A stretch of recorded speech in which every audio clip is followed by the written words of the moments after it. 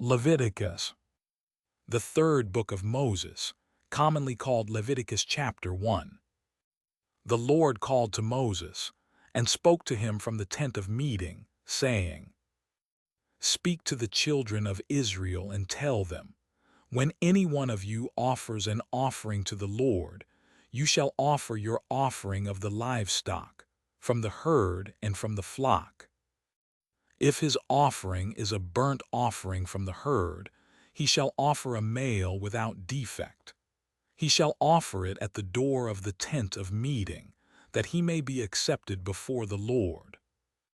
He shall lay his hand on the head of the burnt offering, and it shall be accepted for him to make atonement for him. He shall kill the bull before the Lord. Aaron's sons, the priests, shall present the blood and sprinkle the blood around on the altar that is at the door of the tent of meeting. He shall skin the burnt offering and cut it into pieces. The sons of Aaron the priest shall put fire on the altar, and lay wood in order on the fire. And Aaron's sons, the priests, shall lay the pieces, the head, and the fat in order on the wood that is on the fire which is on the altar. But he shall wash its innards and its legs with water. The priest shall burn all of it on the altar, for a burnt offering, an offering made by fire, of a pleasant aroma to the Lord. If his offering is from the flock, from the sheep, or from the goats, for a burnt offering, he shall offer a male without defect. He shall kill it on the north side of the altar before the Lord. Aaron's sons, the priests, shall sprinkle its blood around on the altar. He shall cut it into its pieces, with its head and its fat. The priest shall lay them in order on the wood that is on the fire which is on the altar. But the innards and the legs he shall wash with water. The priest shall offer the whole and burn it on the altar. It is a burnt offering, an offering made by fire, of a pleasant aroma to the Lord. If his offering to the Lord is a burnt offering of birds, then he shall offer his offering from turtle doves or of young pigeons. The priest shall bring it to the altar and wring off its head and burn it on the altar, and its blood shall be drained out on the side of the altar. And he shall take away its crop and its feathers, and cast it beside the altar on the east part, in the place of the ashes. He shall tear it by its wings, but shall not divide it apart. The priest shall burn it on the altar on the wood that is on the fire. It is a burnt offering, an offering made by fire, of a pleasant aroma to the Lord. Chapter 2. When anyone offers an offering of a meal offering to the Lord, his offering shall be of fine flour. He shall pour oil on it and put frankincense on it. He shall bring it to Aaron's sons, the priests. He shall take his handful of its fine flour and of its oil with all its frankincense, and the priest shall burn its memorial on the altar, an offering made by fire, of a pleasant aroma to the Lord. That which is left of the meal offering shall be Aaron's and his sons. It is a most holy part of the offerings of the Lord made by fire. When you offer an offering of a meal offering baked in the oven, it shall be unleavened cakes of fine flour mixed with oil, or unleavened wafers anointed with oil. If your offering is a meal offering made on a griddle, it shall be of unleavened fine flour, mixed with oil. You shall cut it in pieces and pour oil on it. It is a meal offering. If your offering is a meal offering of the pan, it shall be made of fine flour with oil. You shall bring the meal offering that is made of these things to the Lord. It shall be presented to the priest, and he shall bring it to the altar. The priest shall take from the meal offering its memorial, and shall burn it on the altar, an offering made by fire, of a pleasant aroma to the Lord.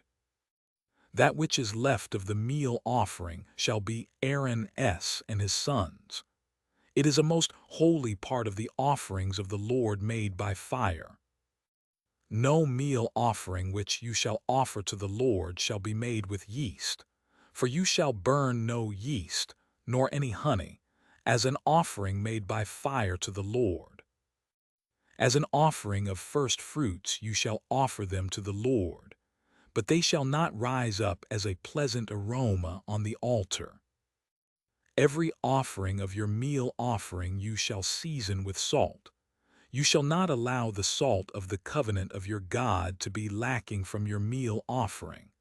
With all your offerings you shall offer salt.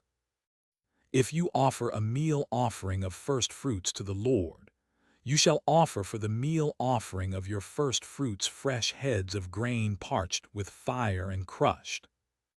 You shall put oil on it and lay frankincense on it. It is a meal offering. The priest shall burn as its memorial part of its crushed grain and part of its oil, along with all its frankincense. It is an offering made by fire to the Lord. Chapter 3. If his offering is a sacrifice of peace offerings, if he offers it from the herd, whether male or female, he shall offer it without defect before the Lord.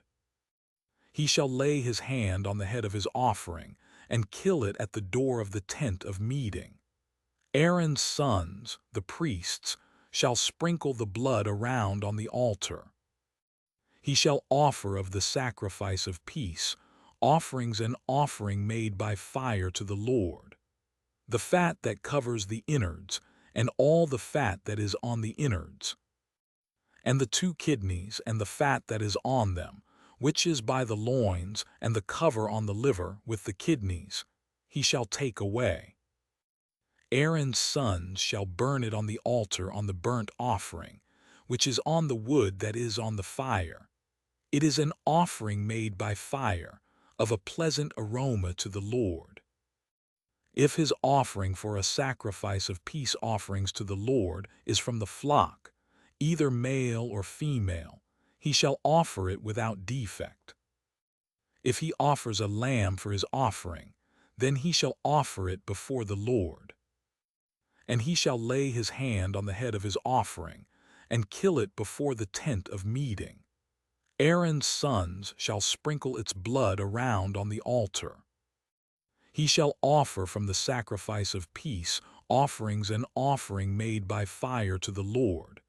Its fat, the entire tail fat, he shall take away close to the backbone, and the fat that covers the entrails, and all the fat that is on the entrails, and the 2 kidneys and the fat that is on them, which is by the loins, and the cover on the liver with the kidneys, he shall take away.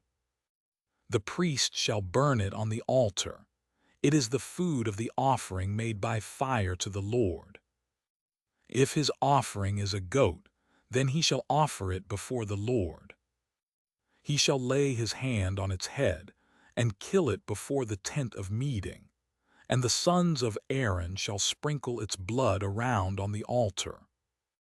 He shall offer from it as his offering, an offering made by fire to the Lord, the fat that covers the innards, and all the fat that is on the innards, and the 2 kidneys and the fat that is on them, which is by the loins, and the cover on the liver with the kidneys, he shall take away.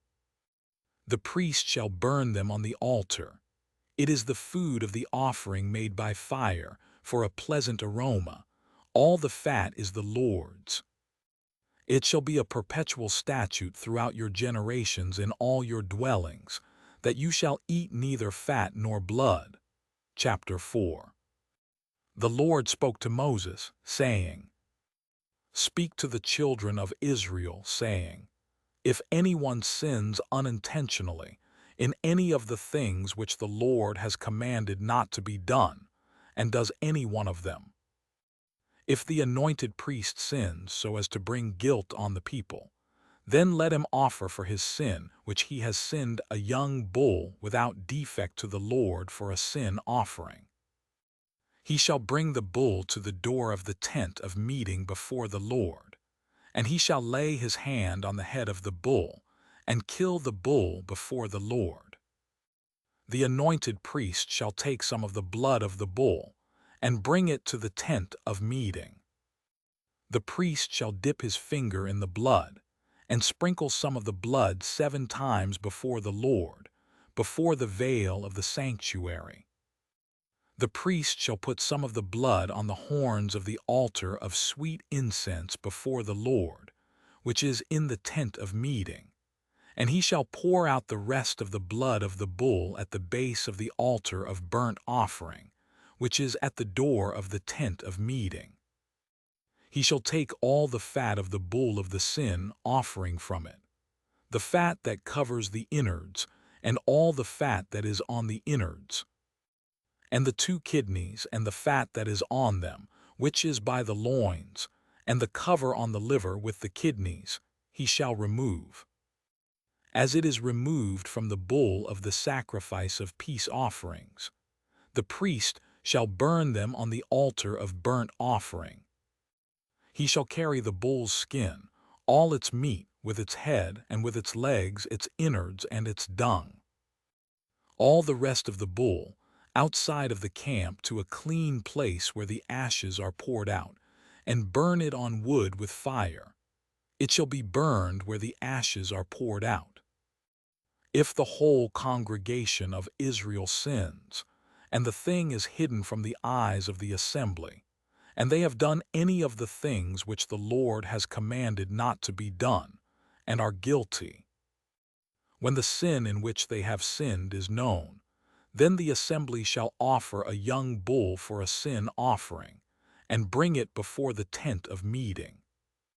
The elders of the congregation shall lay their hands on the head of the bull before the Lord, and the bull shall be killed before the Lord. The anointed priest shall bring some of the blood of the bull to the tent of meeting. The priest shall dip his finger in the blood and sprinkle it 7 times before the Lord, before the veil. He shall put some of the blood on the horns of the altar which is before the Lord, that is in the tent of meeting, and the rest of the blood he shall pour out at the base of the altar of burnt offering, which is at the door of the tent of meeting.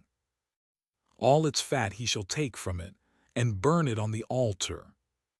He shall do this with the bull, as he did with the bull of the sin offering, so he shall do with this. And the priest shall make atonement for them, and they shall be forgiven. He shall carry the bull outside the camp, and burn it as he burned the first bull. It is the sin offering for the assembly. When a ruler sins, and unwittingly does any one of all the things which the Lord his God has commanded not to be done, and is guilty, if his sin in which he has sinned is made known to him, he shall bring as his offering a goat, a male without defect. He shall lay his hand on the head of the goat, and kill it in the place where they kill the burnt offering before the Lord. It is a sin offering. The priest shall take some of the blood of the sin offering with his finger, and put it on the horns of the altar of burnt offering. He shall pour out the rest of its blood at the base of the altar of burnt offering. All its fat he shall burn on the altar, like the fat of the sacrifice of peace offerings. And the priest shall make atonement for him concerning his sin, and he will be forgiven. If any one of the common people sins unwittingly, in doing any of the things which the Lord has commanded not to be done, and is guilty, if his sin which he has sinned is made known to him, then he shall bring for his offering a goat, a female without defect, for his sin which he has sinned. He shall lay his hand on the head of the sin offering, and kill the sin offering in the place of burnt offering. The priest shall take some of its blood with his finger, and put it on the horns of the altar of burnt offering, and the rest of its blood he shall pour out at the base of the altar. All its fat he shall take away, like the fat is taken away from the sacrifice of peace offerings. And the priest shall burn it on the altar for a pleasant aroma to the Lord. And the priest shall make atonement for him, and he will be forgiven. If he brings a lamb as his offering for a sin offering, he shall bring a female without defect. He shall lay his hand on the head of the sin offering, and kill it for a sin offering in the place where they kill the burnt offering. The priest shall take some of the blood of the sin offering with his finger, and put it on the horns of the altar of burnt offering, and all the rest of its blood he shall pour out at the base of the altar. He shall remove all its fat, like the fat of the lamb is removed from the sacrifice of peace offerings. The priest shall burn them on the altar, on the offerings of the Lord made by fire. The priest shall make atonement for him concerning his sin that he has sinned, and he will be forgiven. Chapter 5. If anyone sins, in that he hears a public adjuration to testify, he being a witness, whether he has seen or known, if he doesn't report it, then he shall bear his iniquity. Or if anyone touches any unclean thing, whether it is the carcass of an unclean animal, or the carcass of unclean livestock, or the carcass of unclean creeping things, and it is hidden from him, and he is unclean, then he shall be guilty. Or if he touches the uncleanness of man, whatever his uncleanness is with which he is unclean, and it is hidden from him, when he knows of it, then he shall be guilty. Or if anyone swears rashly with his lips to do evil or to do good, whatever it is that a man might utter rashly with an oath, and it is hidden from him, when he knows of it, then he will be guilty of one of these. It shall be, when he is guilty of one of these, he shall confess that in which he has sinned. And he shall bring his trespass offering to the Lord for his sin which he has sinned, a female from the flock, a lamb or a goat, for a sin offering, and the priest shall make atonement for him concerning his sin. If he can't afford a lamb, then he shall bring his trespass offering for that in which he has sinned, 2 turtle doves or 2 young pigeons to the Lord, one for a sin offering, and the other for a burnt offering. He shall bring them to the priest, who shall first offer the one which is for the sin offering. He shall wring off its head from its neck, but shall not sever it completely. He shall sprinkle some of the blood of the sin offering on the side of the altar, and the rest of the blood shall be drained out at the base of the altar. It is a sin offering. He shall offer the second for a burnt offering, according to the ordinance, and the priest shall make atonement for him concerning his sin which he has sinned, and he shall be forgiven. But if he can't afford 2 turtle doves or 2 young pigeons, then he shall bring as his offering for that in which he has sinned 1/10 of an ephah of fine flour for a sin offering. He shall put no oil on it, and he shall not put any frankincense on it, for it is a sin offering. He shall bring it to the priest, and the priest shall take his handful of it as the memorial portion, and burn it on the altar, on the offerings of the Lord made by fire. It is a sin offering. The priest shall make atonement for him concerning his sin that he has sinned in any of these things, and he will be forgiven, and the rest shall be the priest's, as the meal offering.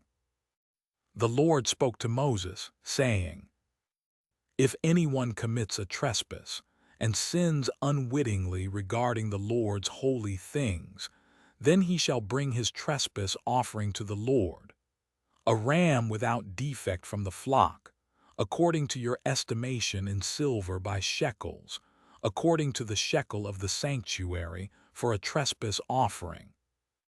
He shall make restitution for that which he has done wrong regarding the holy thing, and shall add a 5th part to it, and give it to the priest, and the priest shall make atonement for him with the ram of the trespass offering, and he will be forgiven. If anyone sins, doing any of the things which the Lord has commanded not to be done, though he didn't know it, he is still guilty and shall bear his iniquity. He shall bring a ram without defect from of the flock, according to your estimation, for a trespass offering to the priest. And the priest shall make atonement for him concerning the thing in which he sinned and didn't know it, and he will be forgiven. It is a trespass offering. He is certainly guilty before the Lord. Chapter 6.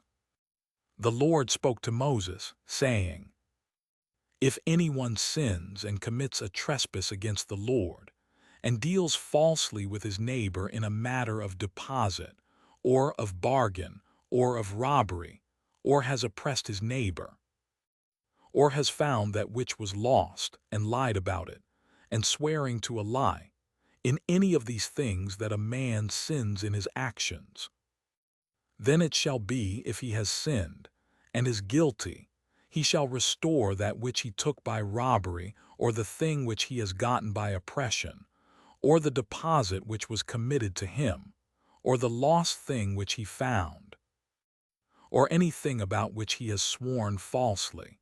He shall restore it in full, and shall add a fifth part more to it. He shall return it to him to whom it belongs in the day of his being found guilty.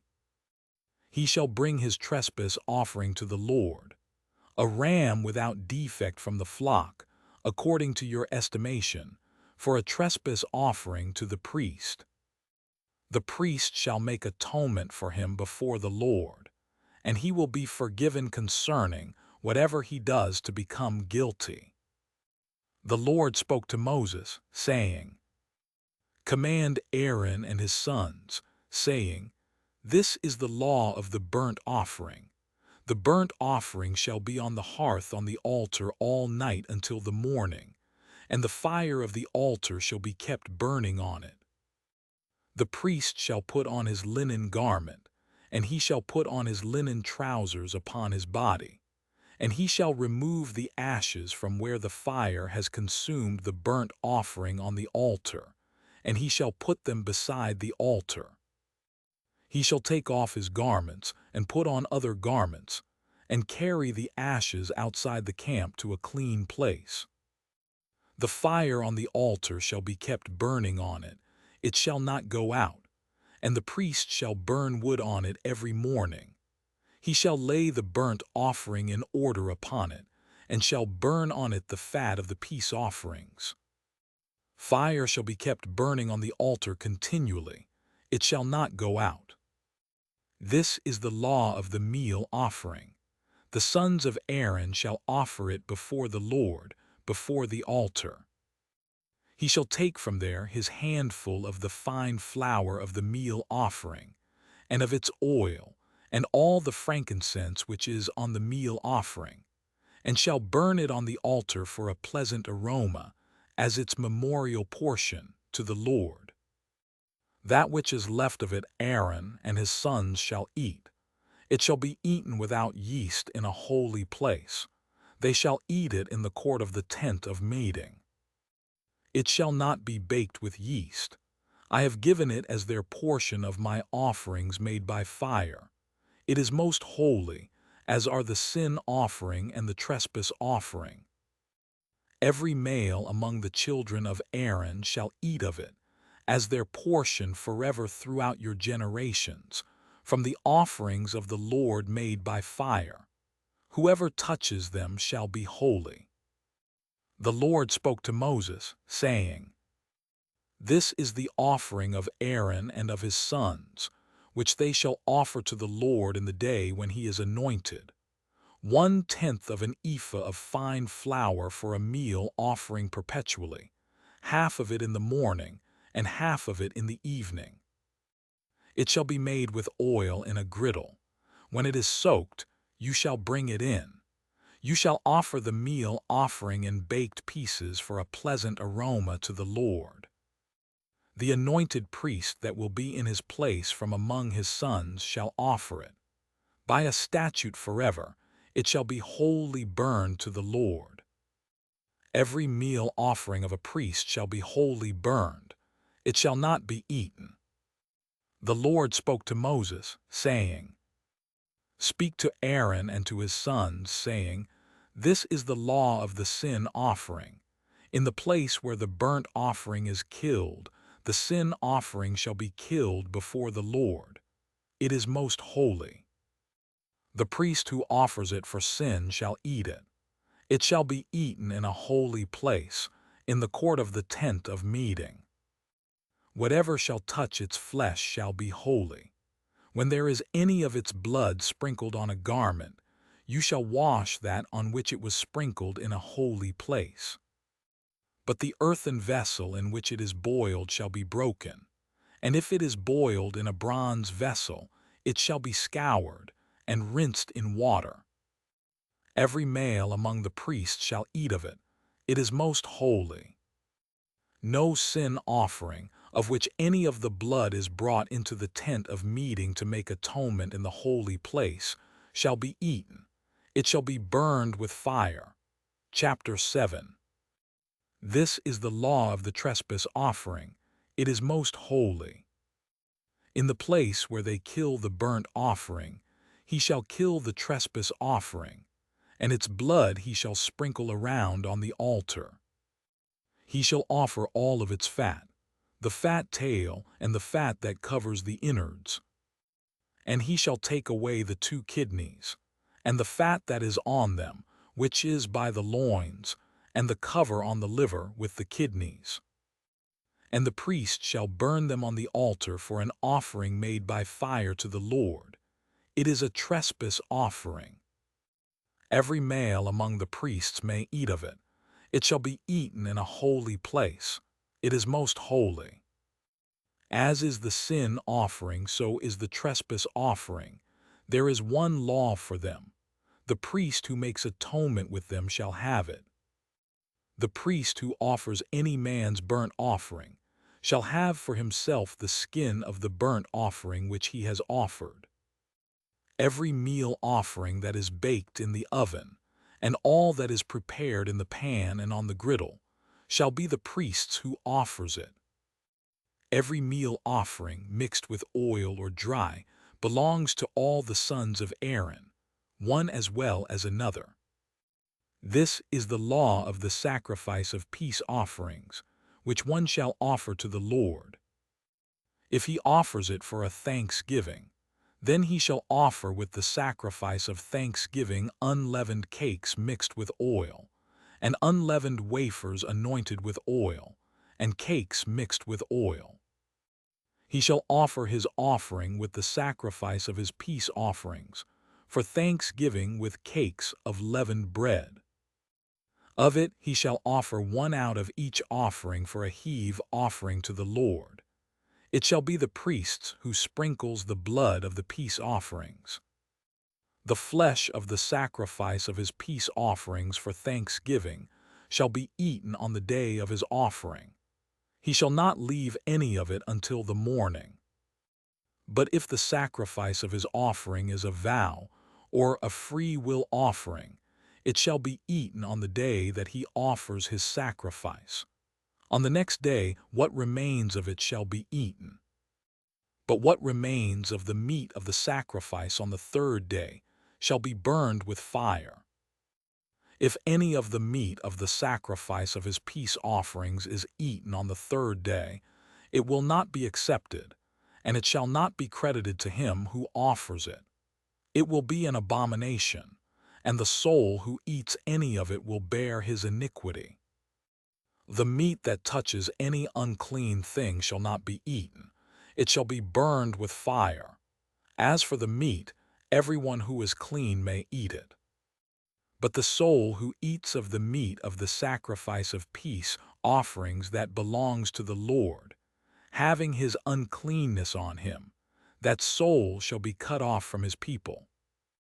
When anyone touches any unclean thing, the uncleanness of man, or an unclean animal, or any unclean abomination, and eats some of the meat of the sacrifice of peace offerings which belong to the Lord, that soul shall be cut off from his people.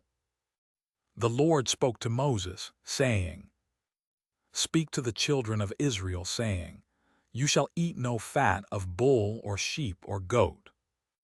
The fat of that which dies of itself, and the fat of that which is torn of animals may be used for any other service, but you shall in no way eat of it. For whoever eats the fat of the animal which men offer as an offering made by fire to the Lord, even the soul who eats it shall be cut off from his people. You shall not eat any blood, whether it is of bird or of animal, in any of your dwellings. Whoever it is who eats any blood, that soul shall be cut off from his people. The Lord spoke to Moses, saying, Speak to the children of Israel, saying, He who offers the sacrifice of his peace offerings to the Lord shall bring his offering to the Lord out of the sacrifice of his peace offerings.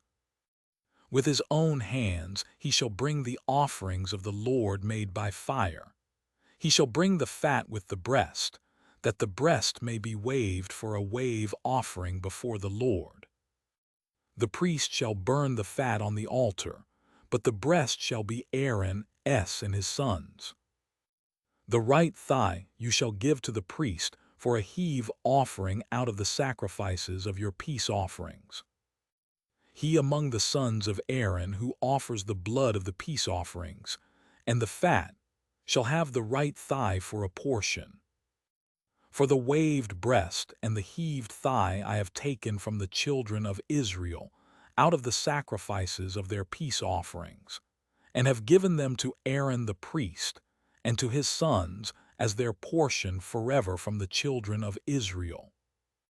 This is the consecrated portion of Aaron, and the consecrated portion of his sons, out of the offerings of the Lord made by fire, in the day when he presented them to minister to the Lord in the priest's office, which the Lord commanded to be given them of the children of Israel, in the day that he anointed them. It is their portion forever throughout their generations. This is the law of the burnt offering, the meal offering, the sin offering, the trespass offering, the consecration, and the sacrifice of peace offerings, which the Lord commanded Moses in Mount Sinai in the day that he commanded the children of Israel to offer their offerings to the Lord in the wilderness of Sinai. Chapter 8. The Lord spoke to Moses, saying, Take Aaron and his sons with him, and the garments, and the anointing oil, and the bull of the sin offering, and the 2 rams, and the basket of unleavened bread, and assemble all the congregation at the door of the tent of meeting. Moses did as the Lord commanded him, and the congregation was assembled at the door of the tent of meeting. Moses said to the congregation, This is the thing which the Lord has commanded to be done. Moses brought Aaron and his sons, and washed them with water. He put the tunic on him, tied the sash on him, clothed him with the robe, put the ephod on him, and he tied the skillfully woven band of the ephod on him and fastened it to him with it. He placed the breastplate on him. He put the Urim and Thummim in the breastplate. He set the turban on his head. He set the golden plate, the holy crown, on the front of the turban, as the Lord commanded Moses. Moses took the anointing oil, and anointed the tabernacle and all that was in it, and sanctified them. He sprinkled it on the altar 7 times, and anointed the altar and all its vessels, and the basin and its base, to sanctify them. He poured some of the anointing oil on Aaron's head, and anointed him, to sanctify him.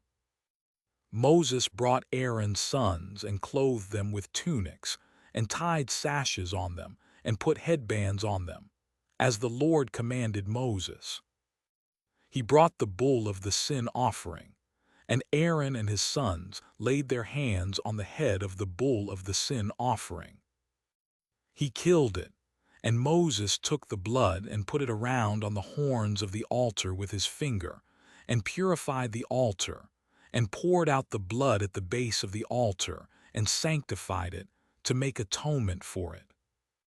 He took all the fat that was on the innards, and the cover of the liver, and the 2 kidneys and their fat, and Moses burned it on the altar.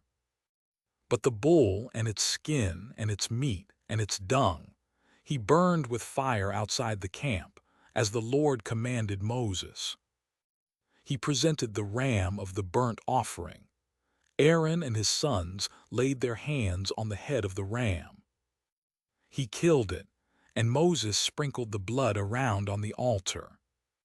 He cut the ram into its pieces, and Moses burned the head and the pieces and the fat. He washed the innards and the legs with water, and Moses burned the whole ram on the altar. It was a burnt offering for a pleasant aroma. It was an offering made by fire to the Lord, as the Lord commanded Moses. He presented the other ram, the ram of consecration. Aaron and his sons laid their hands on the head of the ram. He killed it, and Moses took some of its blood and put it on the tip of Aaron's right ear, and on the thumb of his right hand, and on the great toe of his right foot. He brought Aaron's sons, and Moses put some of the blood on the tip of their right ear, and on the thumb of their right hand, and on the great toe of their right foot, and Moses sprinkled the blood around on the altar. He took the fat tail, all the fat that was on the innards, the cover of the liver, the 2 kidneys and their fat, and the right thigh. And out of the basket of unleavened bread that was before the Lord, he took 1 unleavened cake, 1 cake of oiled bread and 1 wafer, and placed them on the fat and on the right thigh. He put all these in Aaron's hands and in his sons' hands, and waved them for a wave offering before the Lord. Moses took them from their hands and burned them on the altar on the burnt offering. They were a consecration offering for a pleasant aroma. It was an offering made by fire to the Lord. Moses took the breast and waved it for a wave offering before the Lord. It was Moses' portion of the ram of consecration, as the Lord commanded Moses. Moses took some of the anointing oil and some of the blood which was on the altar, and sprinkled it on Aaron, on his garments, and on his sons, and on his sons' garments with him, and sanctified Aaron, his garments, and his sons' garments with him. Moses said to Aaron and to his sons, "Boil the meat at the door of the tent of meeting, and there eat it and the bread that is in the basket of consecration, as I commanded, saying, Aaron and his sons shall eat it. What remains of the meat and of the bread you shall burn with fire. You shall not go out from the door of the tent of meeting for 7 days, until the days of your consecration are fulfilled, for he shall consecrate you 7 days. What has been done today, so the Lord has commanded to do, to make atonement for you. You shall stay at the door of the tent of meeting day and night 7 days, and keep the Lord's command, that you don't die, for so I am commanded." Aaron and his sons did all the things which the Lord commanded by Moses. Chapter 9. On the 8th day Moses called Aaron and his sons, and the elders of Israel. And he said to Aaron, "Take a calf from the herd for a sin offering, and a ram for a burnt offering without defect, and offer them before the Lord. You shall speak to the children of Israel, saying, Take a male goat for a sin offering, and a calf and a lamb both a year old without defect, for a burnt offering, and a bull and a ram for peace offerings, to sacrifice before the Lord, and a meal offering mixed with oil, for today the Lord appears to you." They brought what Moses commanded before the tent of meeting. All the congregation came near and stood before the Lord. Moses said, "This is the thing which the Lord commanded that you should do, and the Lord's glory shall appear to you." Moses said to Aaron, "Draw near to the altar, and offer your sin offering and your burnt offering, and make atonement for yourself and for the people, and offer the offering of the people, and make atonement for them, as the Lord commanded." So Aaron came near to the altar, and killed the calf of the sin offering, which was for himself. The sons of Aaron presented the blood to him, and he dipped his finger in the blood, and put it on the horns of the altar, and poured out the blood at the base of the altar. But the fat and the kidneys, and the cover from the liver of the sin offering, he burned upon the altar, as the Lord commanded Moses. The meat and the skin he burned with fire outside the camp. He killed the burnt offering, and Aaron's sons delivered the blood to him, and he sprinkled it around on the altar. They delivered the burnt offering to him, piece by piece, and the head. He burned them upon the altar. He washed the innards and the legs, and burned them on the burnt offering on the altar. He presented the people's offering, and took the goat of the sin offering which was for the people, and killed it, and offered it for sin like the first. He presented the burnt offering, and offered it according to the ordinance. He presented the meal offering, and filled his hand from there, and burned it upon the altar, in addition to the burnt offering of the morning. He also killed the bull and the ram, the sacrifice of peace offerings which was for the people. Aaron's sons delivered to him the blood, which he sprinkled around on the altar. And the fat of the bull and of the ram, the fat tail, and that which covers the innards and the kidneys, and the cover of the liver. And they put the fat upon the breasts, and he burned the fat on the altar. Aaron waved the breasts and the right thigh for a wave offering before the Lord, as Moses commanded. Aaron lifted up his hands toward the people and blessed them, and he came down from offering the sin offering, and the burnt offering, and the peace offerings. Moses and Aaron went into the tent of meeting, and came out, and blessed the people, and the Lord's glory appeared to all the people. Fire came out from before the Lord and consumed the burnt offering and the fat upon the altar. When all the people saw it, they shouted and fell on their faces. Chapter 10.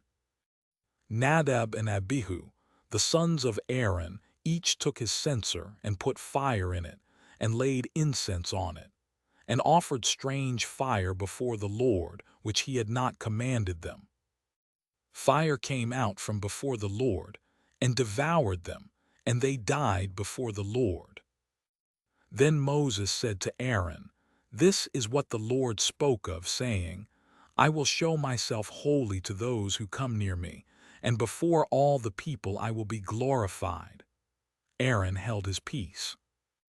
Moses called Mishael and Elzaphan, the sons of Uzziel the uncle of Aaron, and said to them, "Draw near, carry your brothers from before the sanctuary out of the camp." So they came near, and carried them in their tunics out of the camp, as Moses had said.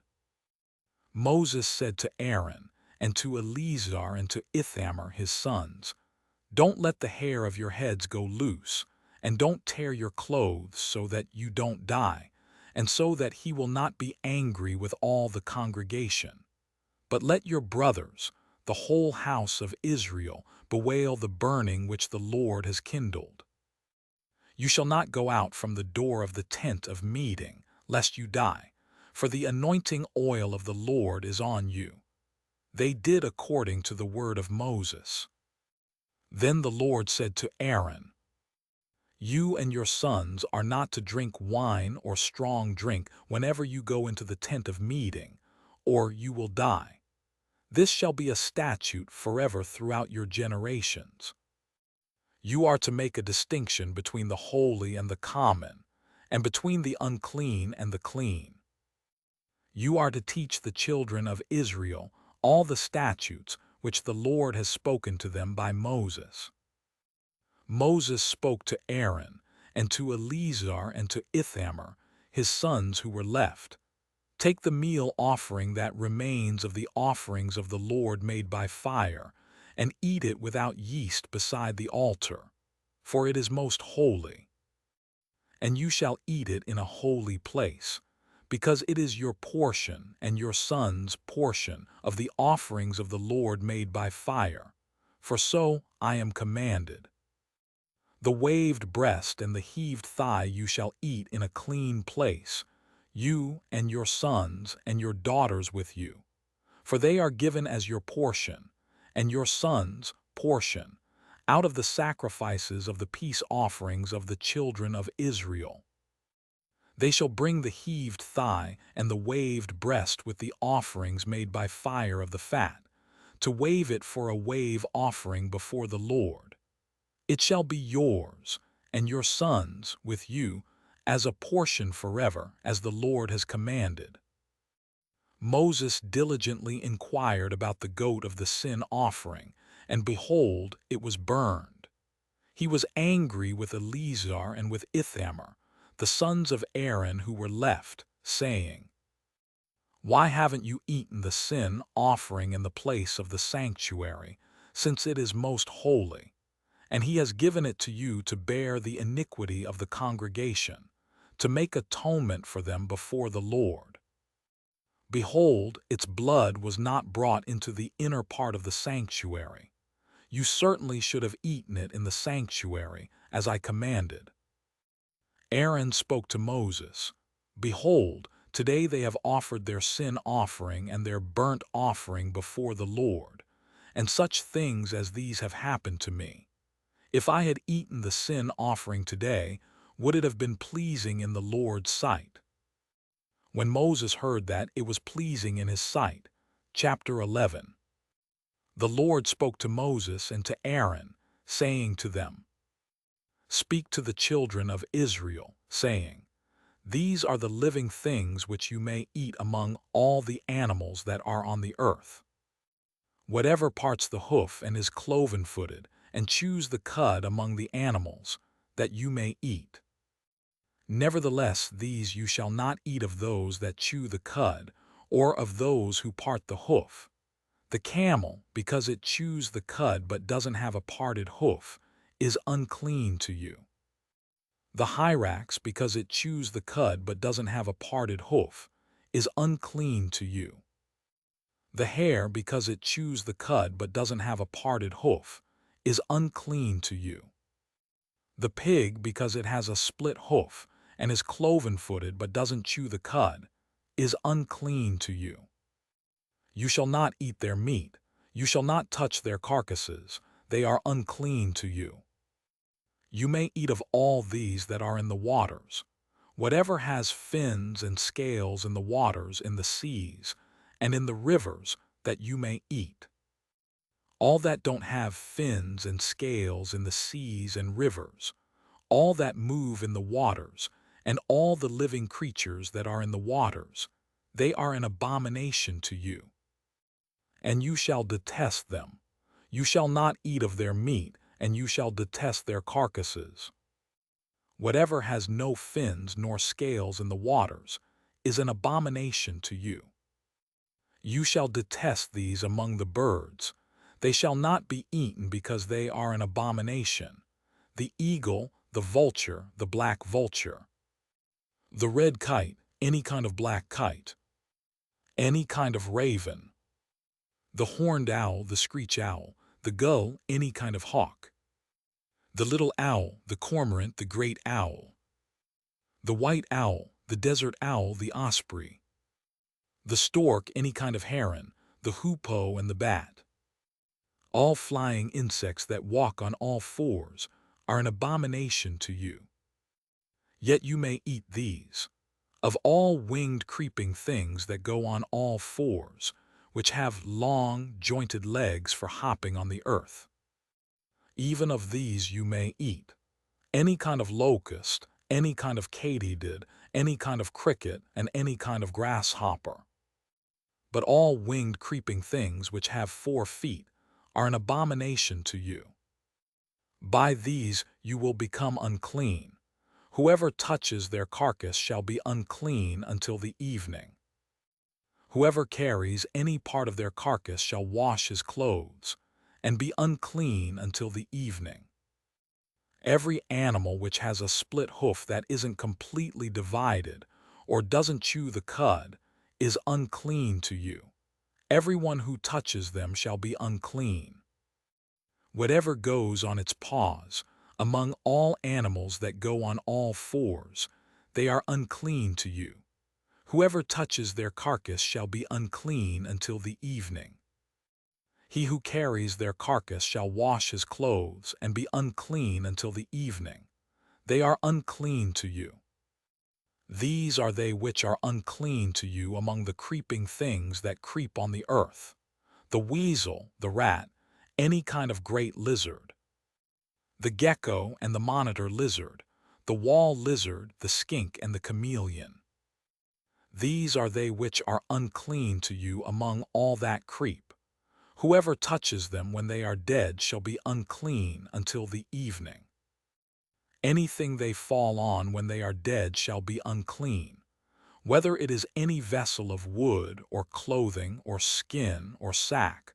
Whatever vessel it is, with which any work is done, it must be put into water, and it shall be unclean until the evening. Then it will be clean. Every earthen vessel into which any of them falls and all that is in it shall be unclean. You shall break it. All food which may be eaten which is soaked in water shall be unclean. All drink that may be drunk in every such vessel shall be unclean. Everything whereupon part of their carcass falls shall be unclean. Whether oven or range for pots, it shall be broken in pieces. They are unclean and shall be unclean to you. Nevertheless, a spring or a cistern in which water is gathered shall be clean, but that which touches their carcass shall be unclean.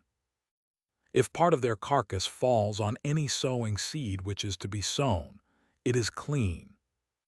But if water is put on the seed, and part of their carcass falls on it, it is unclean to you.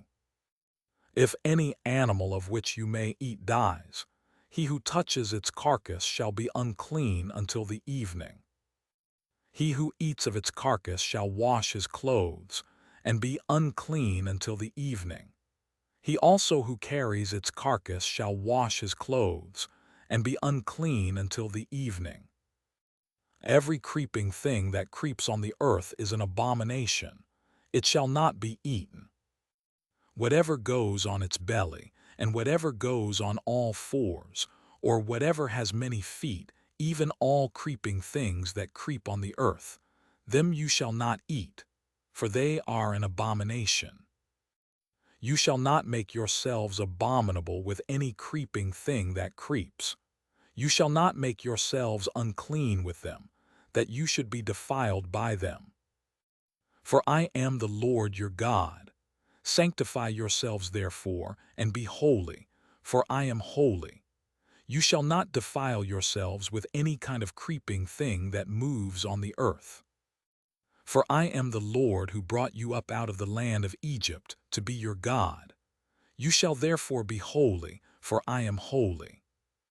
This is the law of the animal, and of the bird, and of every living creature that moves in the waters, and of every creature that creeps on the earth, to make a distinction between the unclean and the clean, and between the living thing that may be eaten and the living thing that may not be eaten.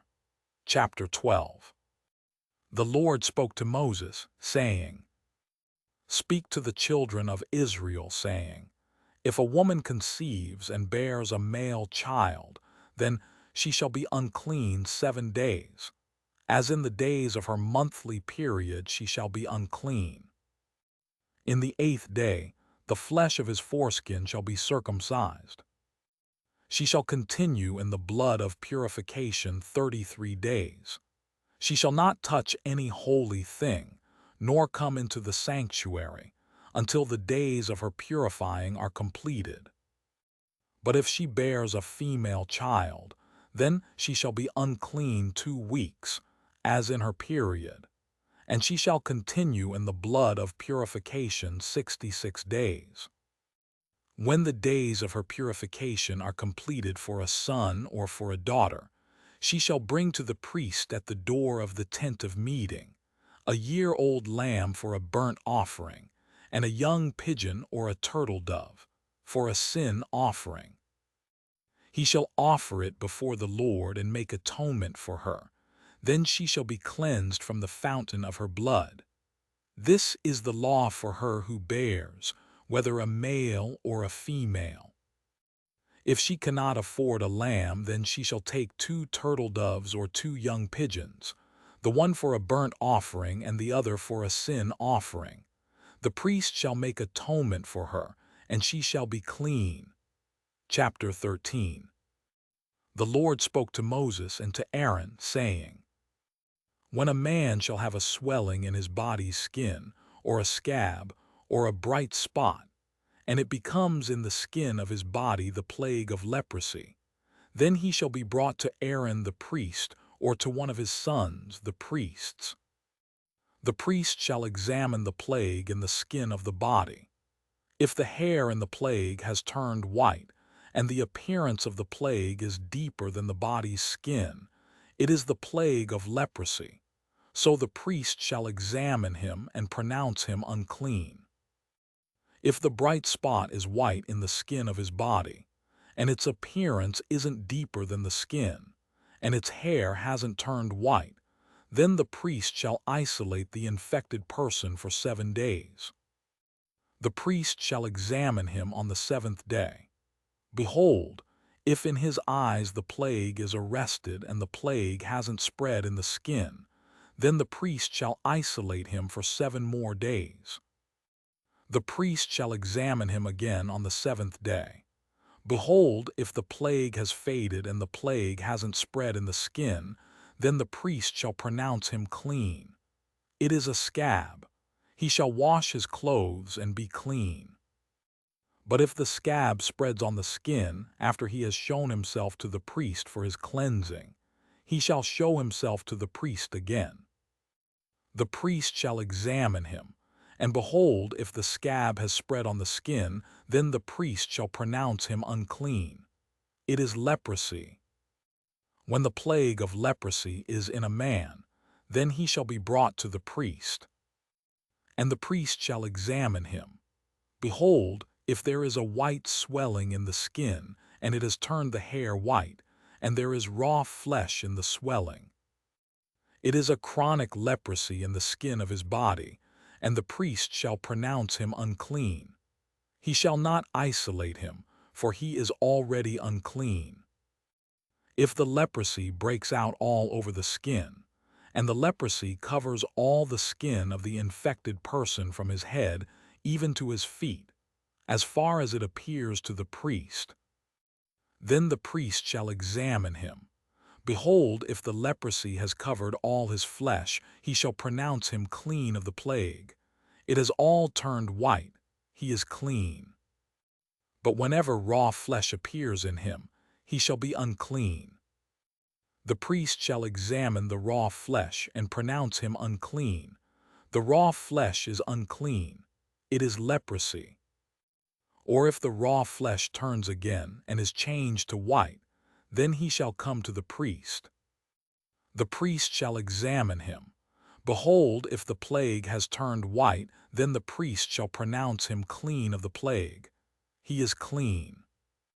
When the body has a boil on its skin, and it has healed, and in the place of the boil there is a white swelling, or a bright spot, reddish white, then it shall be shown to the priest. The priest shall examine it.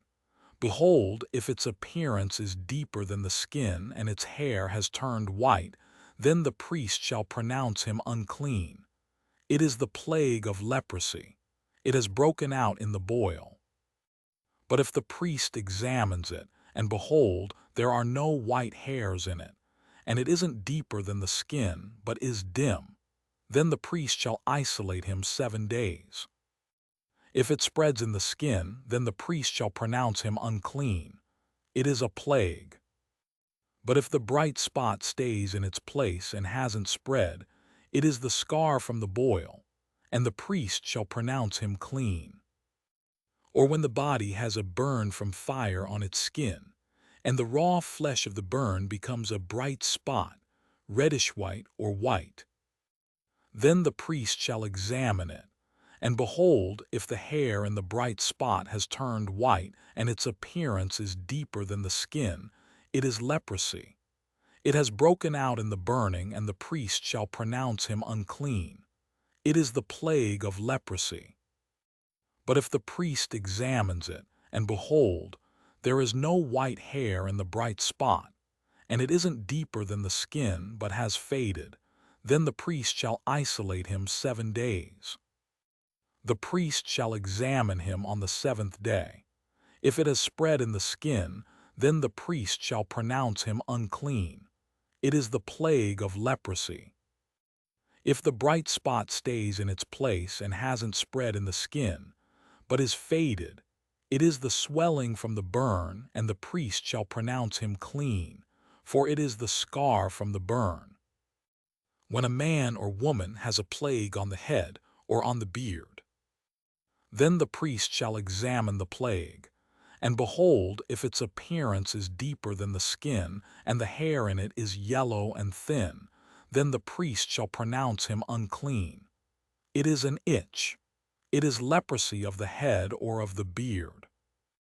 If the priest examines the plague of itching, and behold, its appearance isn't deeper than the skin, and there is no black hair in it, then the priest shall isolate the person infected with itching 7 days. On the 7th day the priest shall examine the plague, and behold, if the itch hasn't spread, and there is no yellow hair in it, and the appearance of the itch isn't deeper than the skin, then he shall be shaved, but he shall not shave the itch. Then the priest shall isolate the one who has the itch 7 more days. On the 7th day the priest shall examine the itch, and behold, if the itch hasn't spread in the skin, and its appearance isn't deeper than the skin, then the priest shall pronounce him clean. He shall wash his clothes and be clean. But if the itch spreads in the skin after his cleansing, then the priest shall examine him, and behold, if the itch has spread in the skin, the priest shall not look for the yellow hair. He is unclean. But if in his eyes the itch is arrested and black hair has grown in it, then the itch is healed. He is clean. The priest shall pronounce him clean. When a man or a woman has bright spots in the skin of the body, even white bright spots, then the priest shall examine them. Behold, if the bright spots on the skin of their body are a dull white, it is a harmless rash. It has broken out in the skin. He is clean. If a man's hair has fallen from his head, he is bald. He is clean. If his hair has fallen off from the front part of his head, his forehead is bald. He is clean. But if a reddish-white plague is in the bald head or the bald forehead, it is leprosy breaking out in his bald head or his bald forehead. Then the priest shall examine him. Behold, if the swelling of the plague is reddish-white in his bald head, or in his bald forehead, like the appearance of leprosy in the skin of the body, he is a leprous man, he is unclean. The priest shall surely pronounce him unclean. His plague is on his head. The leper in whom the plague is shall wear torn clothes, and the hair of his head shall hang loose. He shall cover his upper lip and shall cry, Unclean, unclean. All the days in which the plague is in him he shall be unclean. He is unclean. He shall dwell alone. His dwelling shall be outside of the camp. The garment also that the plague of leprosy is in, whether it is a woolen garment or a linen garment, whether it is in warp or woof, of linen or of wool, whether in leather or in anything made of leather. If the plague is greenish or reddish in the garment, or in the leather, or in the warp, or in the woof, or in anything made of leather, it is the plague of leprosy, and shall be shown to the priest. The priest shall examine the plague, and isolate the plague 7 days. He shall examine the plague on the 7th day. If the plague has spread in the garment, either in the warp, or in the woof, or in the skin, whatever use the skin is used for, the plague is a destructive mildew. It is unclean. He shall burn the garment, whether the warp or the woof, in wool or in linen, or anything of leather in which the plague is, for it is a destructive mildew. It shall be burned in the fire. If the priest examines it, and behold, the plague hasn't spread in the garment, either in the warp, or in the woof, or in anything of skin, then the priest shall command that they wash the thing that the plague is in, and he shall isolate it 7 more days. Then the priest shall examine it after the plague is washed, and behold, if the plague hasn't changed its color and the plague hasn't spread, it is unclean. You shall burn it in the fire. It is a mildewed spot, whether the bareness is inside or outside. If the priest looks, and behold, the plague has faded after it is washed, then he shall tear it out of the garment, or out of the skin, or out of the warp, or out of the woof. And if it appears again in the garment, either in the warp, or in the woof, or in anything of skin, it is spreading. You shall burn what the plague is in with fire. The garment, either the warp, or the woof, or whatever thing of skin it is, which you shall wash, if the plague has departed from them, then it shall be washed the 2nd time, and it will be clean. This is the law of the plague of mildew in a garment of wool or linen, either in the warp, or the woof, or in anything of skin, to pronounce it clean, or to pronounce it unclean. Chapter 14. The Lord spoke to Moses, saying, This shall be the law of the leper in the day of his cleansing. He shall be brought to the priest. And the priest shall go out of the camp. The priest shall examine him. Behold, if the plague of leprosy is healed in the leper, then the priest shall command them to take for him who is to be cleansed 2 living clean birds, cedar wood, scarlet, and hyssop. The priest shall command them to kill one of the birds in an earthen vessel over running water. As for the living bird, he shall take it, the cedar wood, the scarlet, and the hyssop, and shall dip them and the living bird in the blood of the bird that was killed over the running water. He shall sprinkle on him who is to be cleansed from the leprosy 7 times, and shall pronounce him clean, and shall let the living bird go into the open field. He who is to be cleansed shall wash his clothes, and shave off all his hair, and bathe himself in water, and he shall be clean.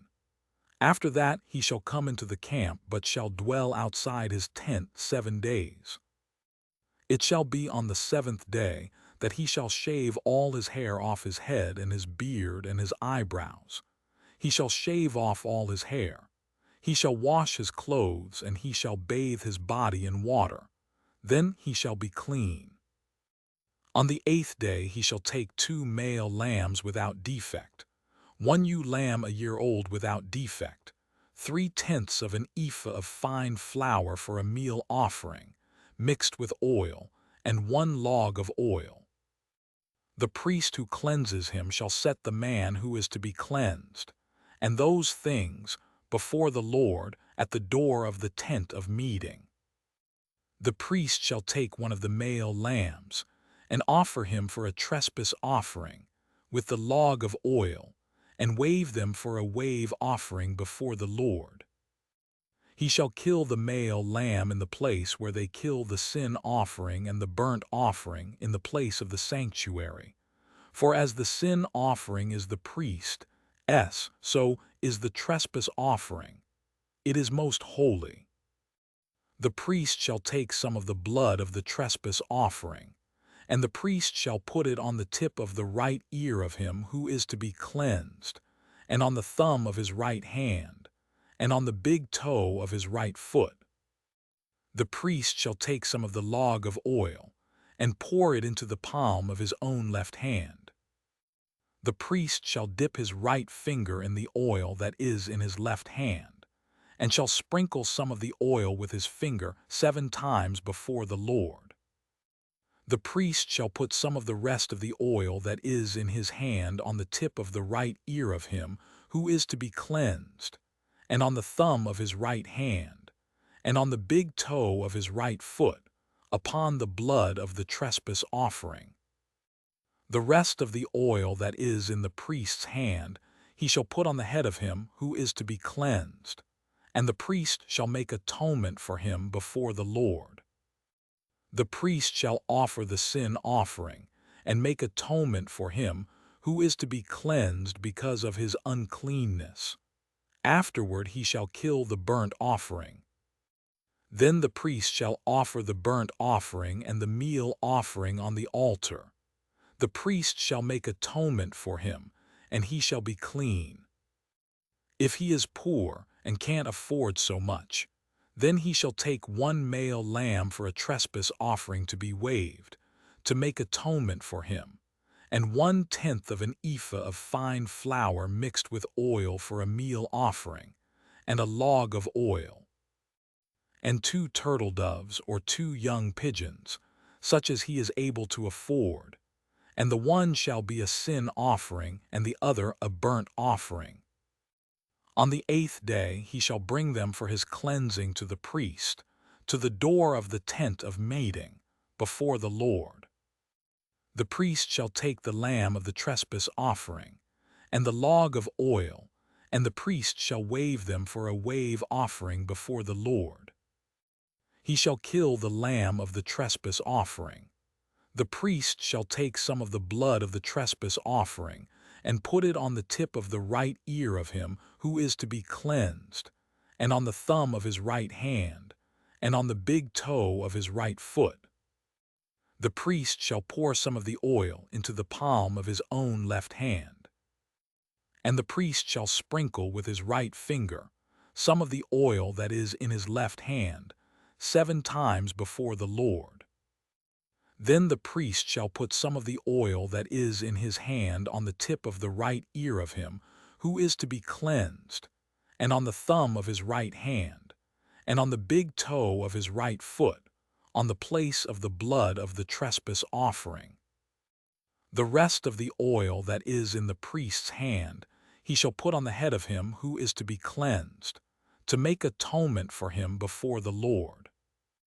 He shall offer one of the turtle doves, or of the young pigeons, whichever he is able to afford. Of the kind he is able to afford, the one for a sin offering and the other for a burnt offering, with the meal offering. The priest shall make atonement for him who is to be cleansed before the Lord. This is the law for him in whom is the plague of leprosy, who is not able to afford the sacrifice for his cleansing. The Lord spoke to Moses and to Aaron, saying, When you have come into the land of Canaan, which I give to you for a possession, and I put a spreading mildew in a house in the land of your possession, then he who owns the house shall come and tell the priest, saying, There seems to me to be some sort of plague in the house. The priest shall command that they empty the house before the priest goes in to examine the plague, that all that is in the house not be made unclean. Afterward the priest shall go in to inspect the house. He shall examine the plague, and behold, If the plague is in the walls of the house with hollow streaks, greenish or reddish, and it appears to be deeper than the wall, then the priest shall go out of the house to the door of the house, and shut up the house 7 days.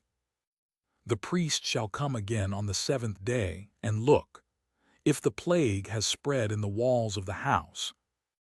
Then the priest shall command that they take out the stones in which is the plague, and cast them into an unclean place outside of the city. He shall cause the inside of the house to be scraped all over.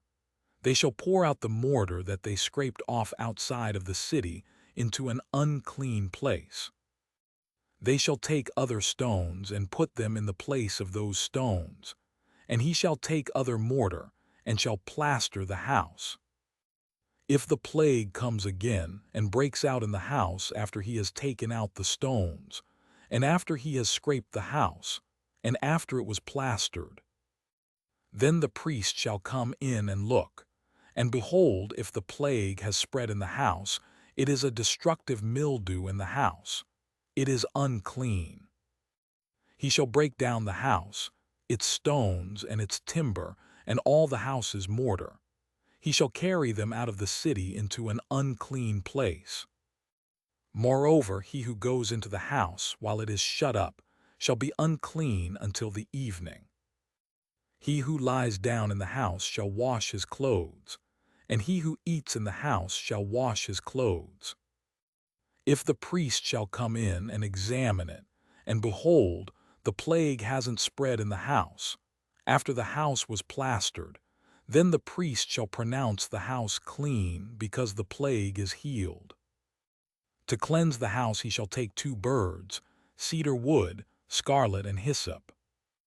He shall kill one of the birds in an earthen vessel over running water. He shall take the cedar wood, the hyssop, the scarlet, and the living bird, and dip them in the blood of the slain bird, and in the running water, and sprinkle the house 7 times. He shall cleanse the house with the blood of the bird, and with the running water with the living bird, with the cedar wood, with the hyssop, and with the scarlet. But he shall let the living bird go out of the city into the open field. So shall he make atonement for the house, and it shall be clean. This is the law for any plague of leprosy, and for an itch, and for the destructive mildew of a garment, and for a house, and for a swelling, and for a scab, and for a bright spot, to teach when it is unclean and when it is clean. This is the law of leprosy. Chapter 15. The Lord spoke to Moses and to Aaron, saying, Speak to the children of Israel and tell them, when any man has a discharge from his body, because of his discharge he is unclean. This shall be his uncleanness in his discharge, whether his body runs with his discharge, or his body has stopped from his discharge, it is his uncleanness. Every bed on which he who has the discharge lies shall be unclean, and everything he sits on shall be unclean. Whoever touches his bed shall wash his clothes, and bathe himself in water, and be unclean until the evening. He who sits on anything on which the man who has the discharge sat shall wash his clothes, and bathe himself in water, and be unclean until the evening. He who touches the body of him who has the discharge shall wash his clothes, and bathe himself in water, and be unclean until the evening. If he who has the discharge spits on him who is clean, then he shall wash his clothes, and bathe himself in water, and be unclean until the evening. Whatever saddle he who has the discharge rides on shall be unclean. Whoever touches anything that was under him shall be unclean until the evening. He who carries those things shall wash his clothes, and bathe himself in water, and be unclean until the evening. Whomever he who has the discharge touches, without having rinsed his hands in water, he shall wash his clothes, and bathe himself in water, and be unclean until the evening. The earthen vessel, which he who has the discharge touches, shall be broken, and every vessel of wood shall be rinsed in water. When he who has a discharge is cleansed of his discharge, then he shall count to himself 7 days for his cleansing, and wash his clothes, and he shall bathe his flesh in running water, and shall be clean. On the 8th day he shall take 2 turtle doves, or 2 young pigeons, and come before the Lord to the door of the tent of meeting, and give them to the priest. The priest shall offer them, the one for a sin offering, and the other for a burnt offering. The priest shall make atonement for him before the Lord for his discharge. If any man has an emission of semen, then he shall bathe all his flesh in water, and be unclean until the evening. Every garment and every skin which the semen is on shall be washed with water, and be unclean until the evening. If a man lies with a woman, and there is an emission of semen, they shall both bathe themselves in water, and be unclean until the evening. If a woman has a discharge, and her discharge in her flesh is blood, she shall be in her impurity 7 days. Whoever touches her shall be unclean until the evening. Everything that she lies on in her impurity shall be unclean. Everything also that she sits on shall be unclean. Whoever touches her bed shall wash his clothes, and bathe himself in water, and be unclean until the evening.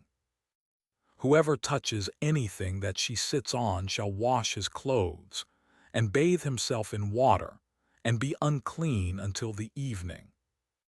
If it is on the bed, or on anything she sits on when he touches it, he shall be unclean until the evening.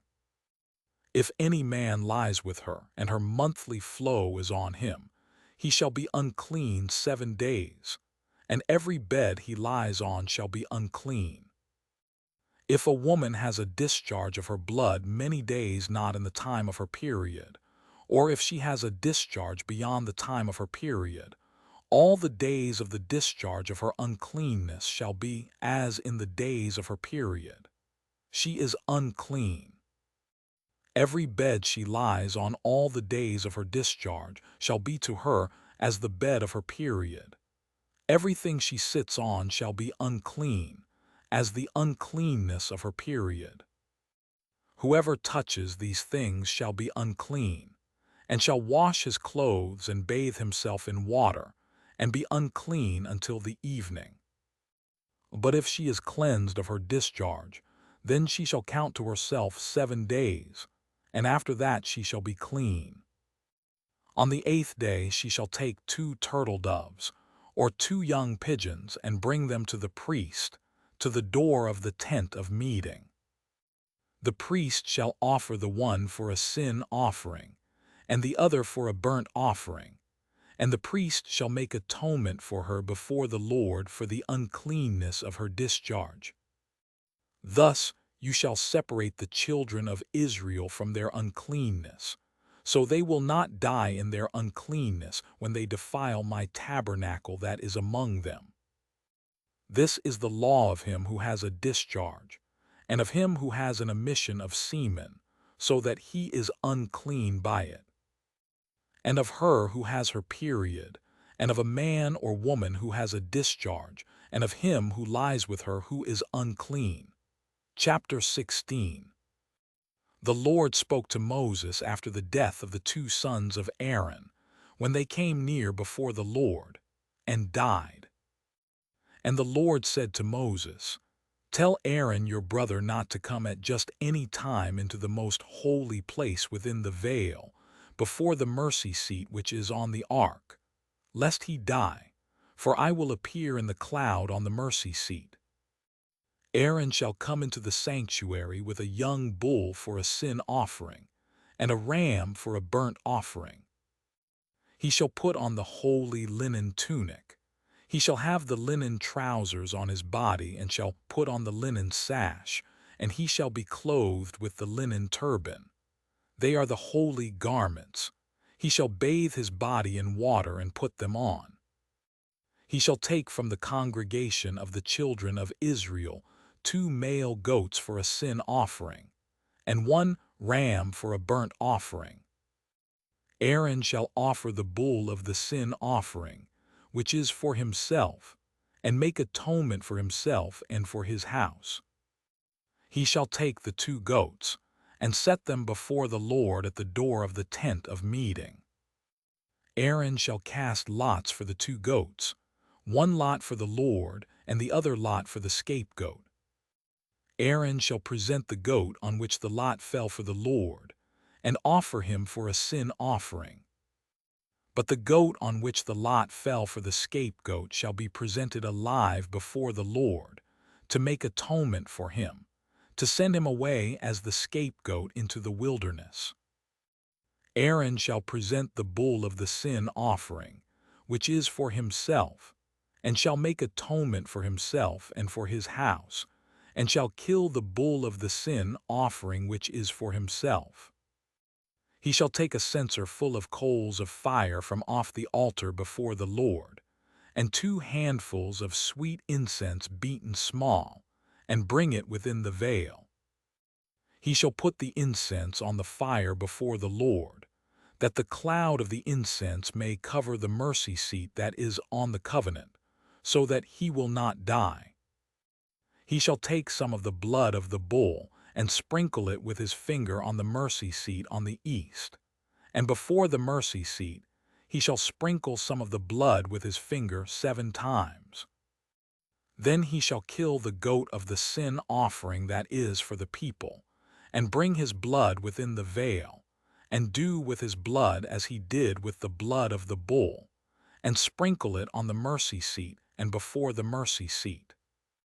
He shall make atonement for the holy place, because of the uncleanness of the children of Israel, and because of their transgressions, even all their sins. And so he shall do for the tent of meeting that dwells with them in the middle of their uncleanness.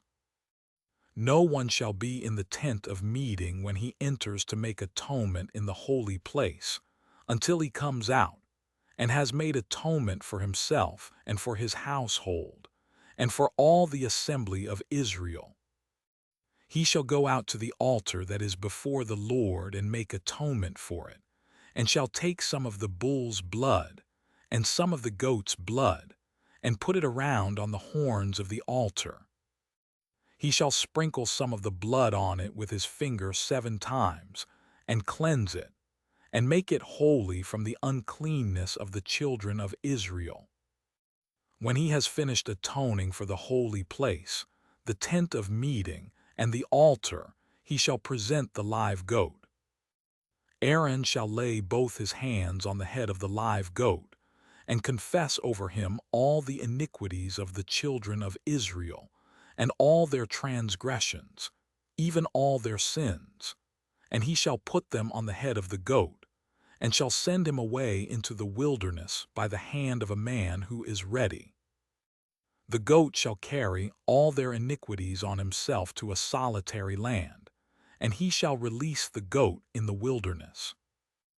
Aaron shall come into the tent of meeting, and shall take off the linen garments which he put on when he went into the holy place, and shall leave them there. Then he shall bathe himself in water in a holy place, put on his garments, and come out and offer his burnt offering and the burnt offering of the people, and make atonement for himself and for the people. The fat of the sin offering he shall burn on the altar. He who lets the goat go as the scapegoat shall wash his clothes, and bathe his flesh in water, and afterward he shall come into the camp. The bull for the sin offering, and the goat for the sin offering, whose blood was brought in to make atonement in the holy place, shall be carried outside the camp, and they shall burn their skins, their flesh, and their dung with fire. He who burns them shall wash his clothes, and bathe his flesh in water, and afterward he shall come into the camp. It shall be a statute to you forever. In the 7th month, on the 10th day of the month, you shall afflict your souls, and shall do no kind of work, whether native-born or a stranger who lives as a foreigner among you. For on this day shall atonement be made for you, to cleanse you. You shall be clean from all your sins before the Lord. It is a Sabbath of solemn rest to you, and you shall afflict your souls. It is a statute forever. The priest, who is anointed and who is consecrated to be priest in his father's place, shall make the atonement, and shall put on the linen garments, even the holy garments. Then he shall make atonement for the holy sanctuary, and he shall make atonement for the tent of meeting and for the altar, and he shall make atonement for the priests and for all the people of the assembly. This shall be an everlasting statute for you, to make atonement for the children of Israel once in the year because of all their sins. It was done as the Lord commanded Moses. Chapter 17. The Lord spoke to Moses, saying, Speak to Aaron and to his sons, and to all the children of Israel, and say to them, This is the thing which the Lord has commanded. Whatever man there is of the house of Israel who kills a bull, or lamb, or goat in the camp, or who kills it outside the camp, and hasn't brought it to the door of the tent of meeting to offer it as an offering to the Lord before the Lord's tabernacle, blood shall be imputed to that man. He has shed blood. That man shall be cut off from among his people. This is to the end that the children of Israel may bring their sacrifices, which they sacrifice in the open field, that they may bring them to the Lord, to the door of the tent of meeting, to the priest, and sacrifice them for sacrifices of peace offerings to the Lord. The priest shall sprinkle the blood on the Lord's altar at the door of the tent of meeting, and burn the fat for a pleasant aroma to the Lord. They shall no more sacrifice their sacrifices to the goat idols, after which they play the prostitute. This shall be a statute forever to them throughout their generations. You shall say to them, Any man there is of the house of Israel, or of the strangers who live as foreigners among them, who offers a burnt offering or sacrifice, and doesn't bring it to the door of the tent of meeting to sacrifice it to the Lord, that man shall be cut off from his people. Any man of the house of Israel, or of the strangers who live as foreigners among them, who eats any kind of blood, I will set my face against that soul who eats blood, and will cut him off from among his people. For the life of the flesh is in the blood. I have given it to you on the altar to make atonement for your souls, for it is the blood that makes atonement by reason of the life. Therefore I have said to the children of Israel, No person among you may eat blood, nor may any stranger who lives as a foreigner among you eat blood.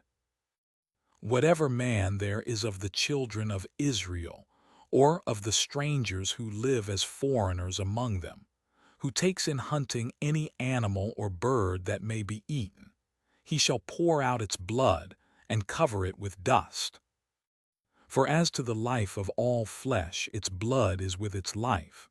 Therefore I said to the children of Israel, You shall not eat the blood of any kind of flesh, for the life of all flesh is its blood.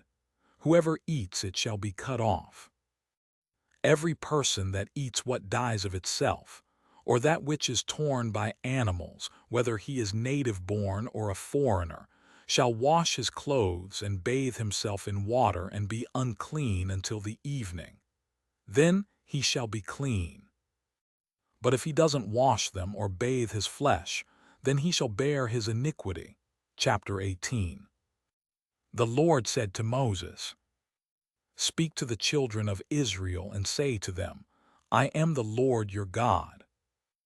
You shall not do as they do in the land of Egypt, where you lived. You shall not do as they do in the land of Canaan, where I am bringing you, You shall not follow their statutes. You shall do my ordinances. You shall keep my statutes and walk in them. I am the Lord your God. You shall therefore keep my statutes and my ordinances, which if a man does, he shall live in them. I am the Lord. None of you shall approach any close relatives to uncover their nakedness. I am the Lord. You shall not uncover the nakedness of your father, nor the nakedness of your mother. She is your mother. You shall not uncover her nakedness. You shall not uncover the nakedness of your father's wife. It is your father's nakedness.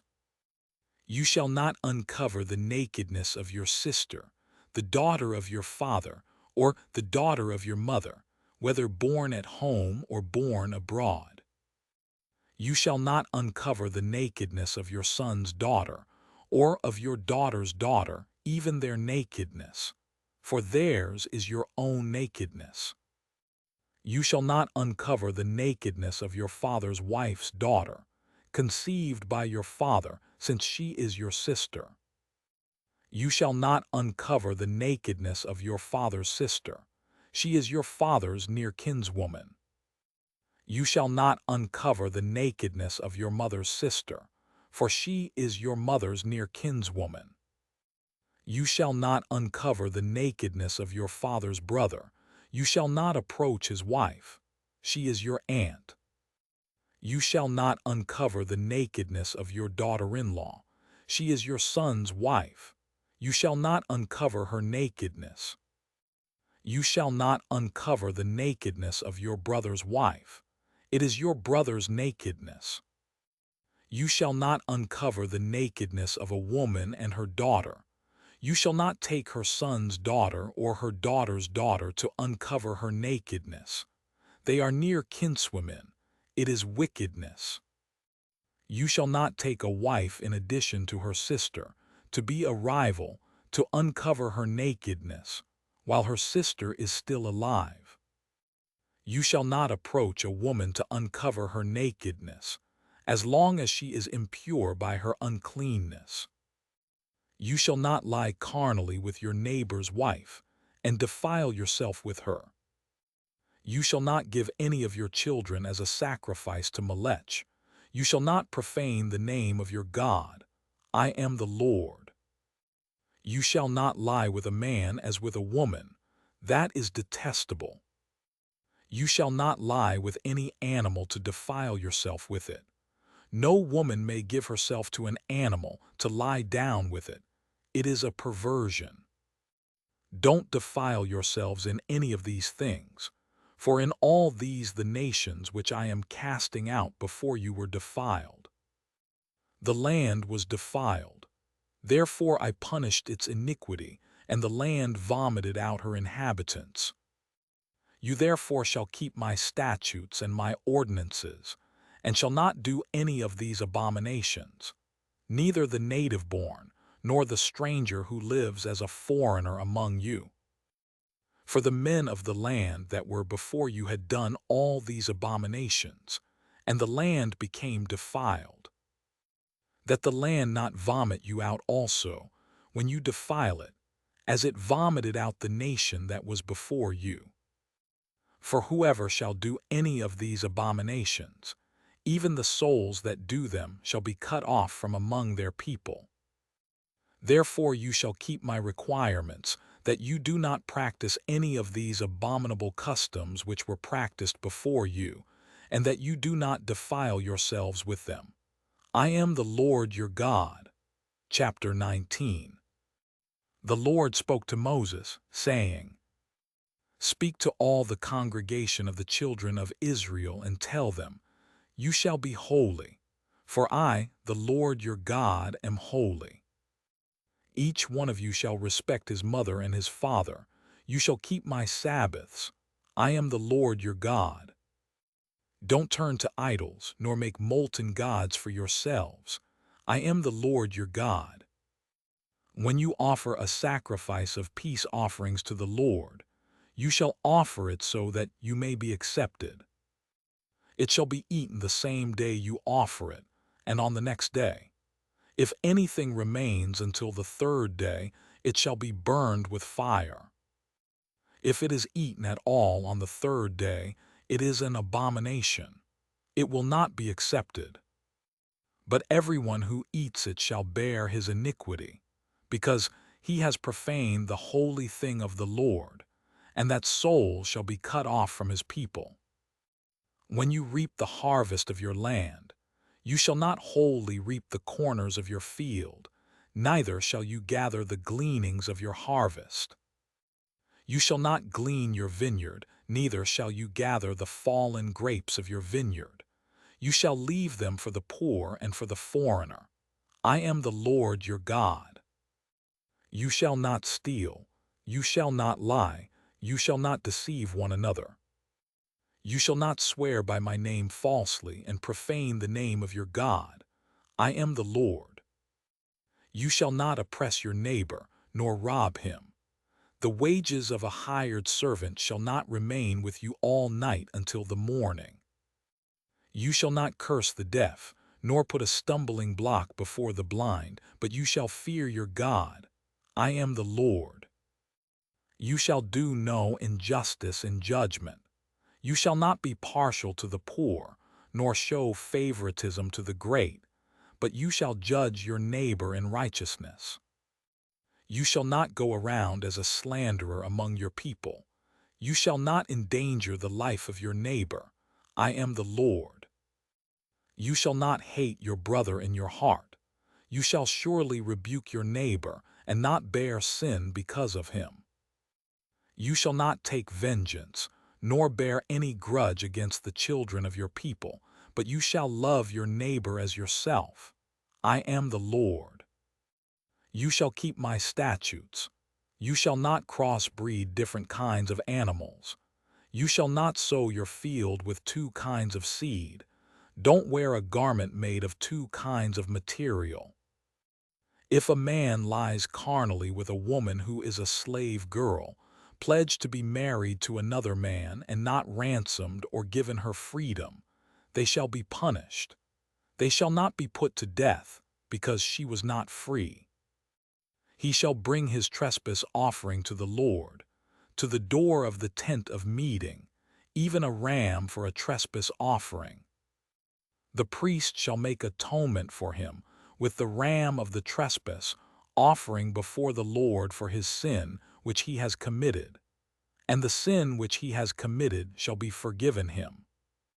When you come into the land and have planted all kinds of trees for food, then you shall count their fruit as forbidden. For 3 years it shall be forbidden to you. It shall not be eaten. But in the 4th year all its fruit shall be holy, for giving praise to the Lord. In the 5th year you shall eat its fruit, that it may yield its increase to you. I am the Lord your God. You shall not eat any meat with the blood still in it. You shall not use enchantments, nor practice sorcery. You shall not cut the hair on the sides of your head, or clip off the edge of your beard. You shall not make any cuttings in your flesh for the dead, nor tattoo any marks on you. I am the Lord. Don't profane your daughter to make her a prostitute, lest the land fall to prostitution, and the land become full of wickedness. You shall keep my Sabbaths and reverence my sanctuary. I am the Lord. Don't turn to those who are mediums nor to the wizards. Don't seek them out to be defiled by them. I am the Lord your God. You shall rise up before the gray head and honor the face of the elderly, and you shall fear your God. I am the Lord. If a stranger lives as a foreigner with you in your land, you shall not do him wrong. The stranger who lives as a foreigner with you shall be to you as the native born among you, and you shall love him as yourself. For you lived as foreigners in the land of Egypt. I am the Lord your God. You shall do no unrighteousness in judgment, in measures of length, of weight, or of quantity. You shall have just balances, just weights, a just ephah, and a just hin. I am the Lord your God, who brought you out of the land of Egypt. You shall observe all my statutes and all my ordinances and do them. I am the Lord. Chapter 20. The Lord spoke to Moses, saying, Moreover, you shall tell the children of Israel, any one of the children of Israel, or of the strangers who live as foreigners in Israel, who gives any of his offspring to Molech, shall surely be put to death. The people of the land shall stone that person with stones. I also will set my face against that person, and will cut him off from among his people, because he has given of his offspring to Molech, to defile my sanctuary and to profane my holy name. If the people of the land all hide their eyes from that person when he gives of his offspring to Molech, and don't put him to death, then I will set my face against that man and against his family, and will cut him off, and all who play the prostitute after him to play the prostitute with Molech, from among their people. The person that turns to those who are mediums and wizards to play the prostitute after them, I will even set my face against that person, and will cut him off from among his people. Sanctify yourselves therefore, and be holy, for I am the Lord your God. You shall keep my statutes and do them. I am the Lord who sanctifies you. For everyone who curses his father or his mother shall surely be put to death.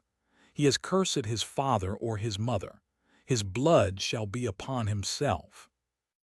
The man who commits adultery with another man's wife, even he who commits adultery with his neighbor's wife, the adulterer and the adulteress shall surely be put to death. The man who lies with his father's wife has uncovered his father's nakedness. Both of them shall surely be put to death. Their blood shall be upon themselves. If a man lies with his daughter-in-law, both of them shall surely be put to death. They have committed a perversion. Their blood shall be upon themselves. If a man lies with a male as with a woman, both of them have committed an abomination. They shall surely be put to death. Their blood shall be upon themselves. If a man takes a wife and her mother, it is wickedness. They shall be burned with fire, both he and they, that there may be no wickedness among you. If a man lies with an animal, he shall surely be put to death, and you shall kill the animal. If a woman approaches any animal and lies with it, you shall kill the woman and the animal. They shall surely be put to death. Their blood shall be upon them. If a man takes his sister, his father's daughter or his mother's daughter, and sees her nakedness, and she sees his nakedness, it is a shameful thing. They shall be cut off in the sight of the children of their people. He has uncovered his sister's nakedness. He shall bear his iniquity. If a man lies with a woman having her monthly period, and uncovers her nakedness, he has made her fountain naked, and she has uncovered the fountain of her blood. Both of them shall be cut off from among their people. You shall not uncover the nakedness of your mother's sister, nor of your father's sister, for he has made his close relative naked. They shall bear their iniquity. If a man lies with his uncle's wife, he has uncovered his uncle's nakedness. They shall bear their sin. They shall die childless. If a man takes his brother's wife, it is an impurity. He has uncovered his brother's nakedness. They shall be childless. You shall therefore keep all my statutes and all my ordinances, and do them, that the land where I am bringing you to dwell may not vomit you out. You shall not walk in the customs of the nation which I am casting out before you, for they did all these things, and therefore I abhorred them. But I have said to you, you shall inherit their land, and I will give it to you to possess it, a land flowing with milk and honey. I am the Lord your God, who has separated you from the peoples. You shall therefore make a distinction between the clean animal and the unclean, and between the unclean fowl and the clean. You shall not make yourselves abominable by animal, or by bird, or by anything with which the ground teems, which I have separated from you as unclean for you. You shall be holy to me, for I, the Lord, am holy, and have set you apart from the peoples, that you should be mine. A man or a woman that is a medium or is a wizard shall surely be put to death. They shall be stoned with stones. Their blood shall be upon themselves. Chapter 21. The Lord said to Moses, Speak to the priests, the sons of Aaron, and say to them, A priest shall not defile himself for the dead among his people, except for his relatives that are near to him, for his mother, for his father, for his son, for his daughter, for his brother, and for his virgin sister who is near to him, who has had no husband. For her he may defile himself. He shall not defile himself, being a chief man among his people, to profane himself. They shall not shave their heads, or shave off the corners of their beards, or make any cuttings in their flesh. They shall be holy to their God, and not profane the name of their God, for they offer the offerings of the Lord made by fire, the bread of their God. Therefore they shall be holy. They shall not marry a woman who is a prostitute or profane. A priest shall not marry a woman divorced from her husband, for he is holy to his God. Therefore you shall sanctify him, for he offers the bread of your God. He shall be holy to you, for I, the Lord, who sanctify you, am holy. The daughter of any priest, if she profanes herself by playing the prostitute, she profanes her father. She shall be burned with fire. He who is the high priest among his brothers, upon whose head the anointing oil is poured, and who is consecrated to put on the garments, shall not let the hair of his head hang loose, or tear his clothes. He must not go into any dead body, or defile himself for his father or for his mother.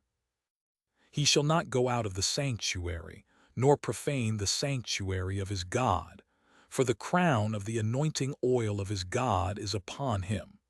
I am the Lord. He shall take a wife in her virginity. He shall not marry a widow, or one divorced, or a woman who has been defiled, or a prostitute. He shall take a virgin of his own people as a wife.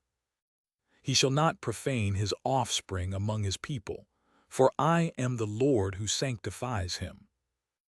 The Lord spoke to Moses, saying, Say to Aaron, None of your offspring throughout their generations, who has a defect, may approach to offer the bread of his God.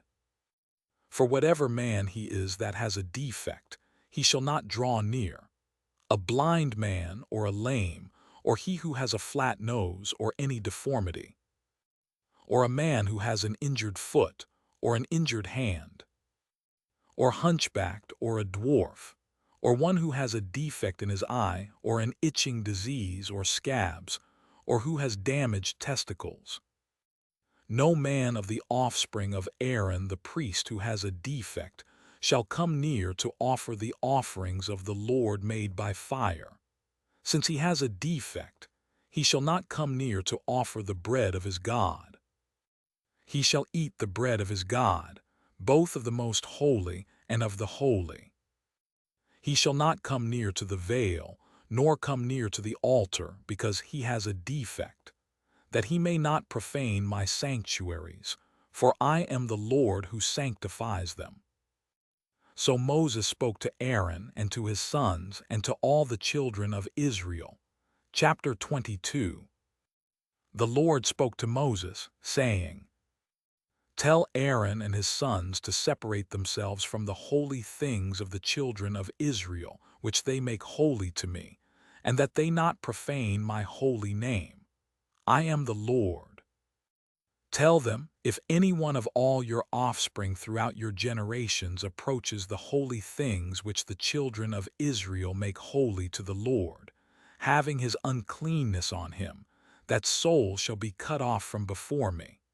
I am the Lord. Whoever of the offspring of Aaron is a leper or has a discharge shall not eat of the holy things until he is clean. Whoever touches anything that is unclean by the dead, or a man who has a seminal emission, or whoever touches any creeping thing by which he may be made unclean, or a man from whom he may become unclean, whatever uncleanness he has, the person that touches any such shall be unclean until the evening, and shall not eat of the holy things unless he bathes his body in water. When the sun is down, he shall be clean, and afterward he shall eat of the holy things, because it is his bread. He shall not eat that which dies of itself or is torn by animals, defiling himself by it. I am the Lord. They shall therefore follow my commandment, lest they bear sin for it and die in it if they profane it. I am the Lord who sanctifies them. No stranger shall eat of the holy thing.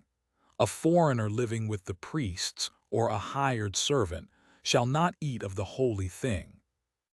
But if a priest buys a slave, purchased by his money, he shall eat of it, and those who are born in his house shall eat of his bread. If a priest's daughter is married to an outsider, she shall not eat of the heave offering of the holy things. But if a priest's daughter is a widow or divorced, and has no child, and has returned to her father's house as in her youth, she may eat of her father's bread, but no stranger shall eat any of it. If a man eats something holy unwittingly, then he shall add the fifth part of its value to it, and shall give the holy thing to the priest. The priest shall not profane the holy things of the children of Israel, which they offer to the Lord, and so cause them to bear the iniquity that brings guilt when they eat their holy things. For I am the Lord who sanctifies them.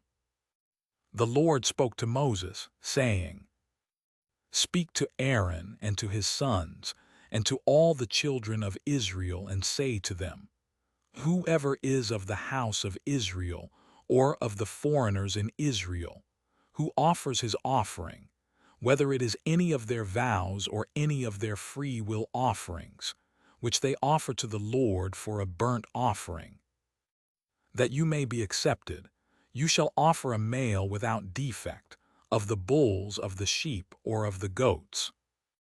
But you shall not offer whatever has a defect, for it shall not be acceptable for you.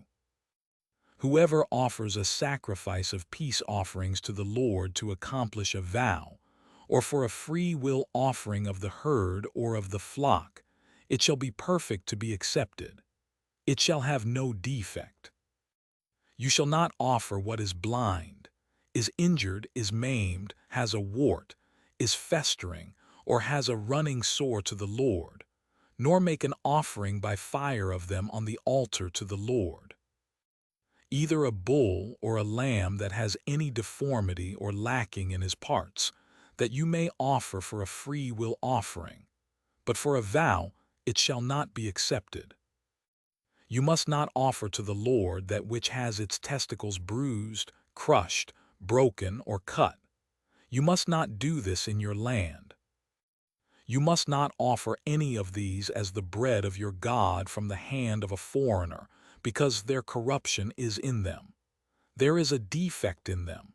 They shall not be accepted for you. The Lord spoke to Moses, saying, When a bull, a sheep, or a goat is born, it shall remain 7 days with its mother. From the 8th day on it shall be accepted for the offering of an offering made by fire to the Lord. Whether it is a cow or you shall not kill it and its young both in 1 day. When you sacrifice a sacrifice of thanksgiving to the Lord, you shall sacrifice it so that you may be accepted. It shall be eaten on the same day. You shall leave none of it until the morning. I am the Lord. Therefore you shall keep my commandments and do them.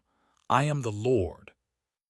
You shall not profane my holy name, but I will be made holy among the children of Israel. I am the Lord who makes you holy, who brought you out of the land of Egypt to be your God. I am the Lord. Chapter 23. The Lord spoke to Moses, saying, Speak to the children of Israel and tell them, the set feasts of the Lord, which you shall proclaim to be holy convocations, even these are my set feasts. 6 days shall work be done, but on the 7th day is a Sabbath of solemn rest, a holy convocation. You shall do no kind of work. It is a Sabbath to the Lord in all your dwellings. These are the set feasts of the Lord, even holy convocations, which you shall proclaim in their appointed season. In the 1st month, on the 14th day of the month in the evening, is the Lord's Passover. On the 15th day of the same month is the feast of unleavened bread to the Lord.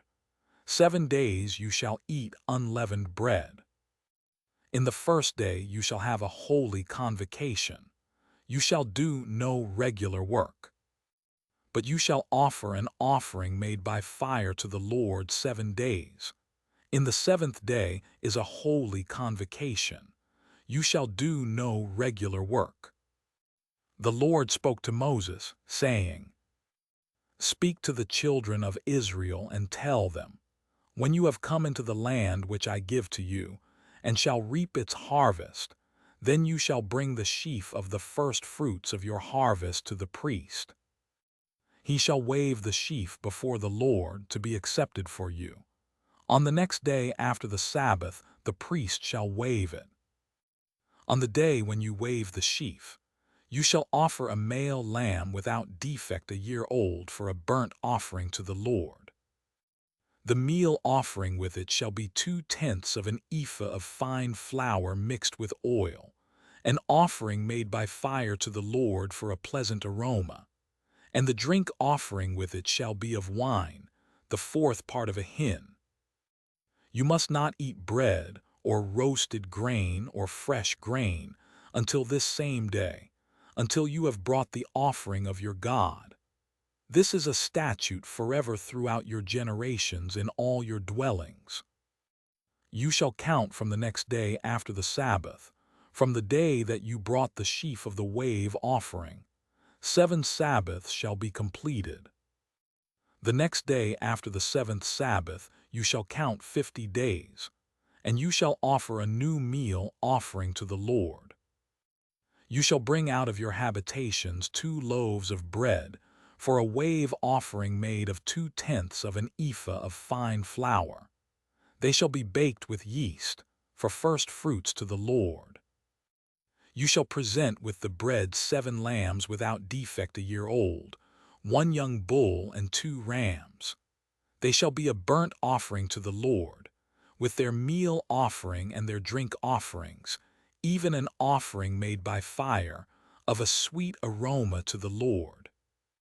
You shall offer 1 male goat for a sin offering, and 2 male lambs 1 year old for a sacrifice of peace offerings. The priest shall wave them with the bread of the first fruits for a wave offering before the Lord, with the 2 lambs. They shall be holy to the Lord for the priest.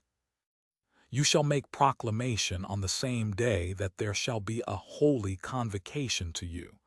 You shall do no regular work. This is a statute forever in all your dwellings throughout your generations.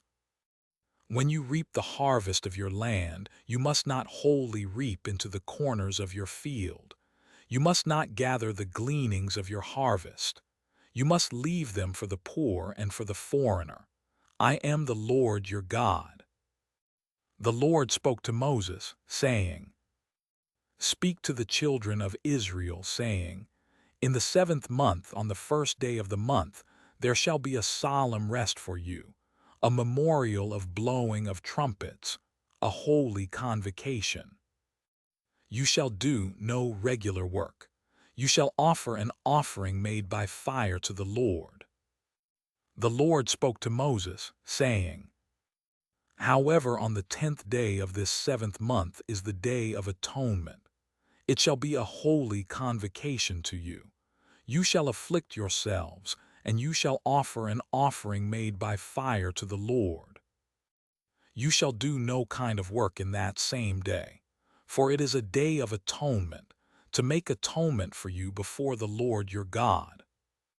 For whoever it is who shall not deny himself in that same day shall be cut off from his people.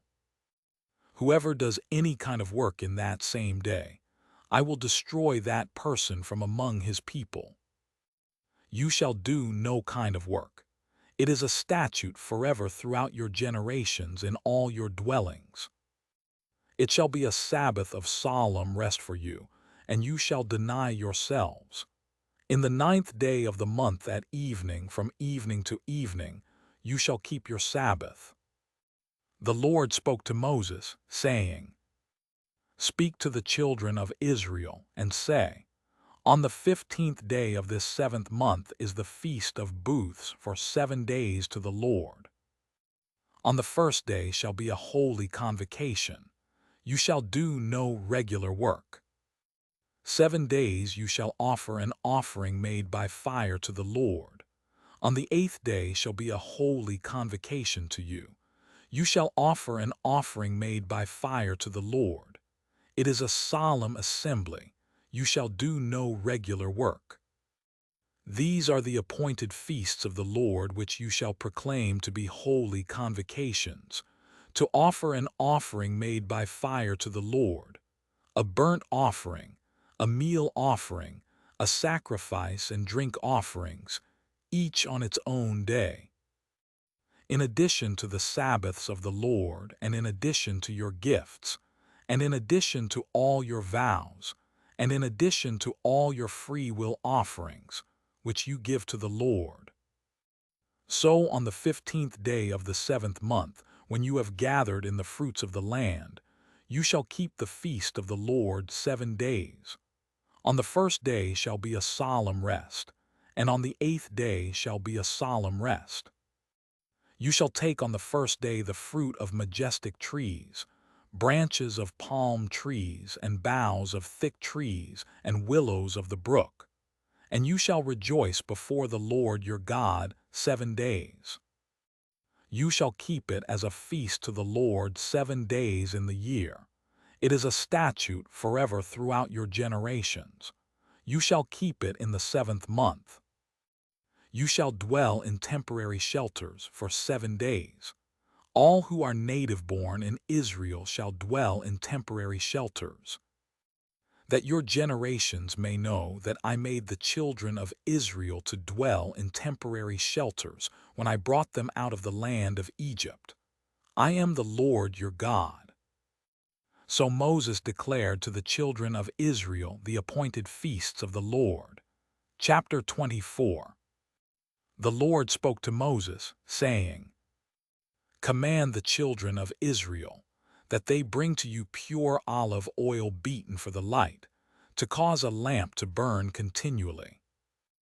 Outside of the veil of the testimony, in the tent of meeting, Aaron shall keep it in order from evening to morning before the Lord continually.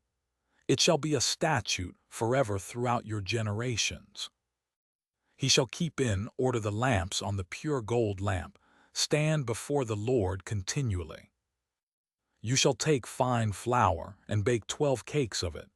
2/10 of an ephah shall be in 1 cake. You shall set them in 2 rows, 6 on a row, on the pure gold table before the Lord. You shall put pure frankincense on each row, that it may be to the bread for a memorial, even an offering made by fire to the Lord. Every Sabbath day he shall set it in order before the Lord continually. It is an everlasting covenant on the behalf of the children of Israel. It shall be for Aaron and his sons. They shall eat it in a holy place, for it is most holy to him of the offerings of the Lord made by fire by a perpetual statute. the son of an Israelite woman, whose father was an Egyptian, went out among the children of Israel. And the son of the Israelite woman and a man of Israel strove together in the camp. The son of the Israelite woman blasphemed the name and cursed, and they brought him to Moses. His mother's name was Shelemith, the daughter of Dibri of the tribe of Dan. They put him in custody until the Lord's will should be declared to them. The Lord spoke to Moses, saying, "Bring him who cursed out of the camp, and let all who heard him lay their hands on his head, and let all the congregation stone him. You shall speak to the children of Israel, saying, Whoever curses his God shall bear his sin. He who blasphemes the Lord's name, he shall surely be put to death. All the congregation shall certainly stone him. The foreigner as well as the native-born shall be put to death when he blasphemes the name. He who strikes any man mortally shall surely be put to death. He who strikes an animal mortally shall make it good, life for life. If anyone injures his neighbor, it shall be done to him as he has done. Fracture for fracture, eye for eye, tooth for tooth. It shall be done to him as he has injured someone. He who kills an animal shall make it good, and he who kills a man shall be put to death. You shall have one kind of law for the foreigner as well as the native-born, for I am the Lord your God." Moses spoke to the children of Israel, and they brought him who had cursed out of the camp and stoned him with stones. The children of Israel did as the Lord commanded Moses. Chapter 25. The Lord said to Moses on Mount Sinai, "Speak to the children of Israel and tell them, when you come into the land which I give you, then the land shall keep a Sabbath to the Lord. You shall sow your field 6 years, and you shall prune your vineyard 6 years, and gather in its fruits. But in the 7th year there shall be a Sabbath of solemn rest for the land, a Sabbath to the Lord. You shall not sow your field or prune your vineyard. What grows of itself in your harvest you shall not reap, and you shall not gather the grapes of your undressed vine. It shall be a year of solemn rest for the land. The Sabbath of the land shall be for food for you, for yourself, for your servant, for your maid, for your hired servant, and for your stranger who lives as a foreigner with you. For your livestock also, and for the animals that are in your land, shall all its increase be for food. You shall count off 7 Sabbaths of years, 7 times 7 years, and there shall be to you the days of 7 Sabbaths of years, even 49 years. Then you shall sound the loud trumpet on the 10th day of the 7th month. On the day of Atonement you shall sound the trumpet throughout all your land. You shall make the 50th year holy, and proclaim liberty throughout the land to all its inhabitants.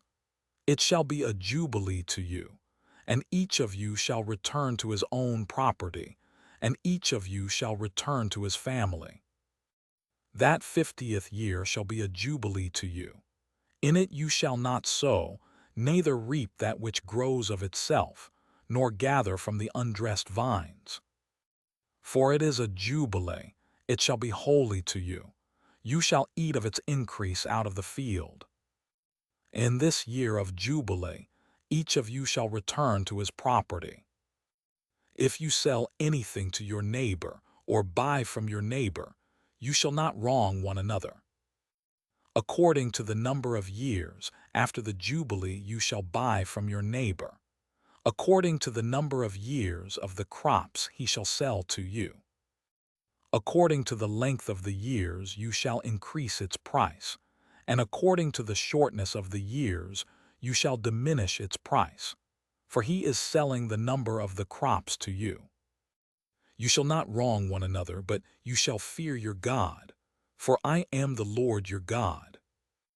Therefore you shall do my statutes, and keep my ordinances and do them, and you shall dwell in the land in safety. The land shall yield its fruit, and you shall eat your fill and dwell therein in safety. If you said, What shall we eat the 7th year? Behold, we shall not sow, nor gather in our increase. Then I will command my blessing on you in the 6th year, and it shall bear fruit for the 3 years. You shall sow the 8th year, and eat of the fruits from the old store until the 9th year. Until its fruits come in, you shall eat the old store. The land shall not be sold in perpetuity, for the land is mine, for you are strangers and live as foreigners with me. In all the land of your possession, you shall grant a redemption for the land. If your brother becomes poor and sells some of his possessions, then his kinsman who is next to him shall come and redeem that which his brother has sold. If a man has no one to redeem it, and he becomes prosperous and finds sufficient means to redeem it, then let him reckon the years since its sale, and restore the surplus to the man to whom he sold it, and he shall return to his property. But if he isn't able to get it back for himself, then what he has sold shall remain in the hand of him who has bought it until the year of Jubilee. In the Jubilee it shall be released, and he shall return to his property. If a man sells a dwelling house in a walled city, then he may redeem it within a whole year after it has been sold. For a full year he shall have the right of redemption. If it isn't redeemed within the space of a full year, then the house that is in the walled city shall be made sure in perpetuity to him who bought it, throughout his generations. It shall not be released in the Jubilee.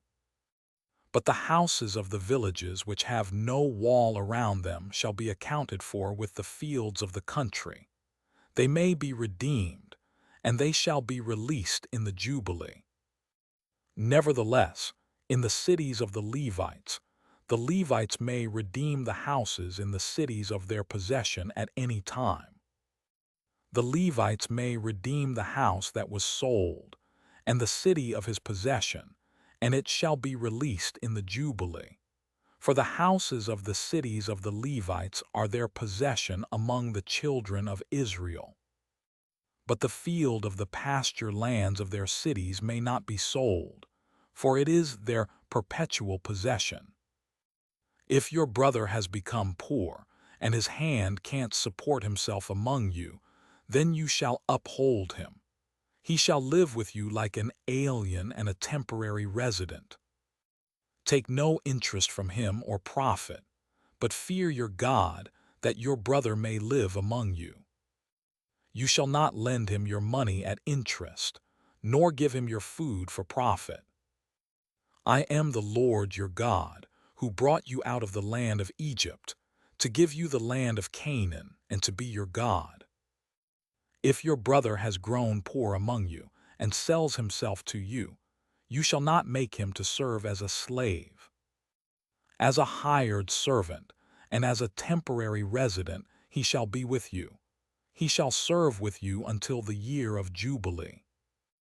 Then he shall go out from you, he and his children with him, and shall return to his own family, and to the possession of his fathers.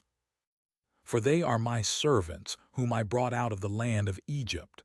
They shall not be sold as slaves. You shall not rule over him with harshness, but shall fear your God. As for your male and your female slaves, whom you may have from the nations that are around you, from them you may buy male and female slaves. Moreover, of the children of the aliens who live among you, of them you may buy, and of their families who are with you, which they have conceived in your land, and they will be your property. You may make them an inheritance for your children after you, to hold for a possession. Of them you may take your slaves forever, but over your brothers, the children of Israel, you shall not rule, one over another with harshness. If an alien or temporary resident with you becomes rich, and your brother beside him has grown poor, and sells himself to the stranger or foreigner living among you, or to a member of the stranger's family, after he is sold, he may be redeemed. One of his brothers may redeem him, or his uncle or his uncle's son may redeem him, or any who is a close relative to him of his family may redeem him. Or if he has grown rich, he may redeem himself. He shall reckon with him who bought him from the year that he sold himself to him to the year of Jubilee. The price of his sale shall be according to the number of years. He shall be with him according to the time of a hired servant. If there are yet many years, according to them, he shall give back the price of his redemption out of the money that he was bought for. If there remain but a few years to the year of Jubilee, then he shall reckon with him. According to his years of service, he shall give back the price of his redemption. As a servant hired year by year shall he be with him. He shall not rule with harshness over him in your sight. If he isn't redeemed by these means, then he shall be released in the year of Jubilee, he and his children with him. For to me the children of Israel are servants. They are my servants whom I brought out of the land of Egypt. I am the Lord your God.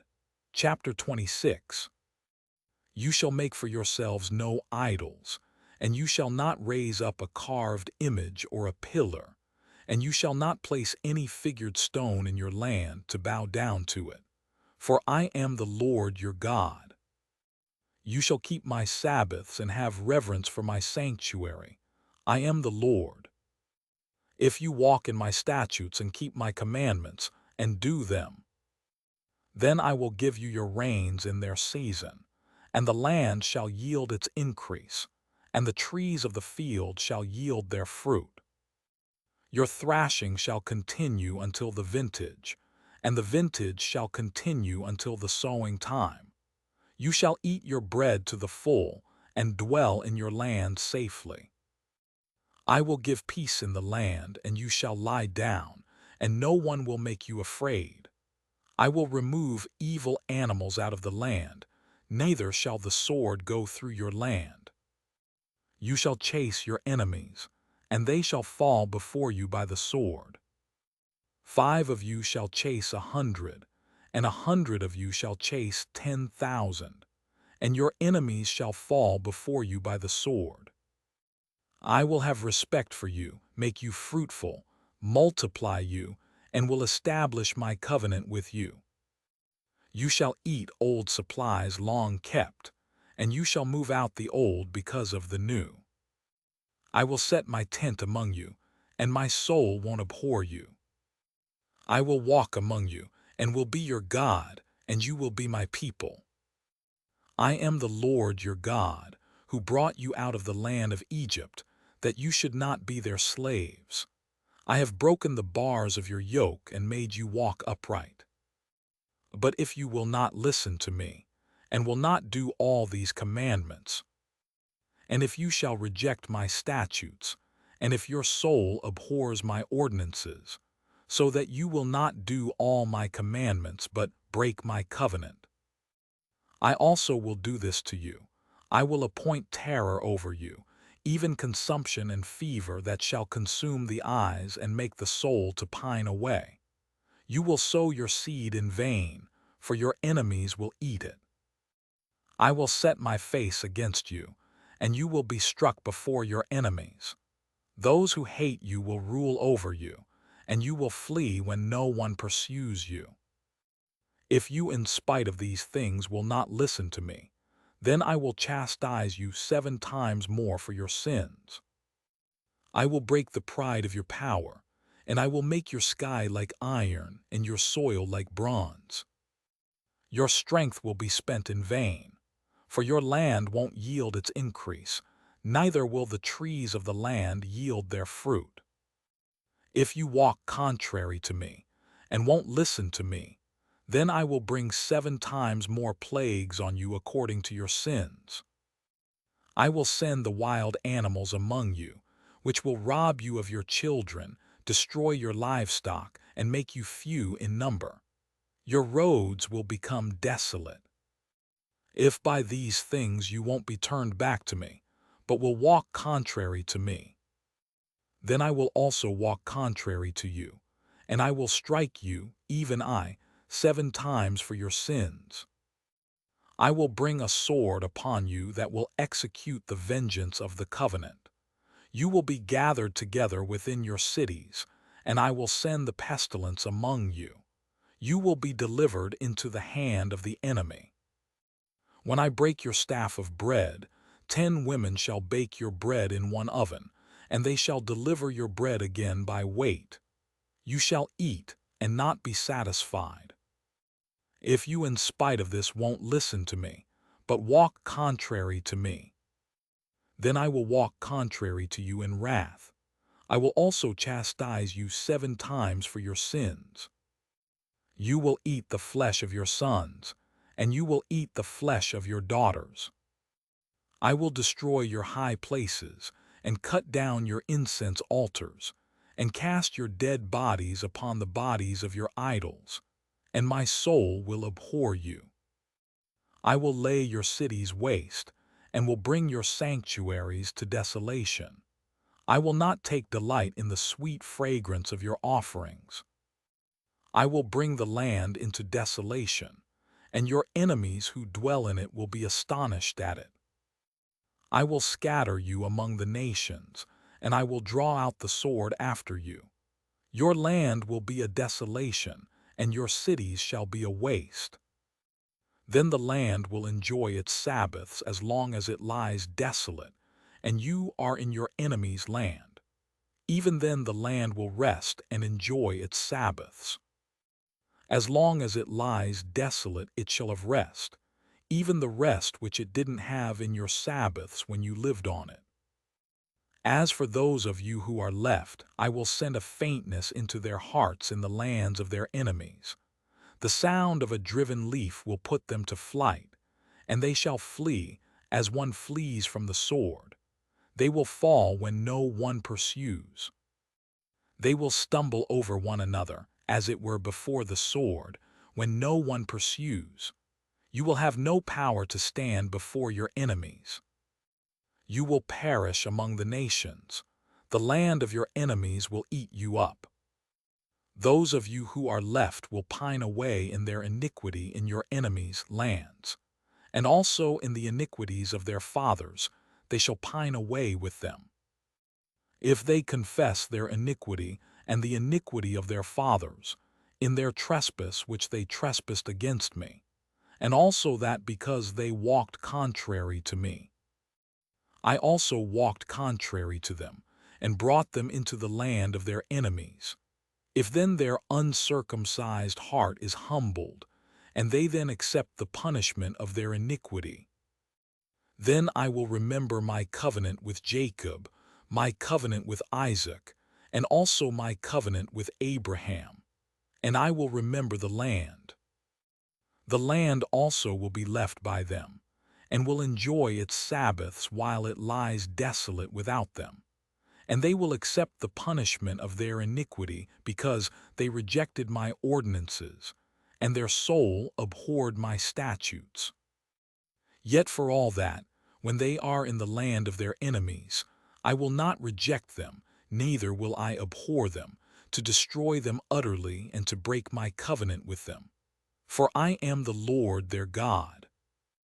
But I will for their sake remember the covenant of their ancestors, whom I brought out of the land of Egypt in the sight of the nations, that I might be their God. I am the Lord.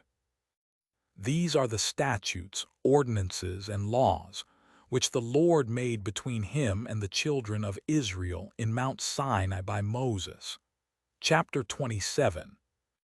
The Lord spoke to Moses, saying, Speak to the children of Israel and say to them, When a man consecrates a person to the Lord in a vow, according to your valuation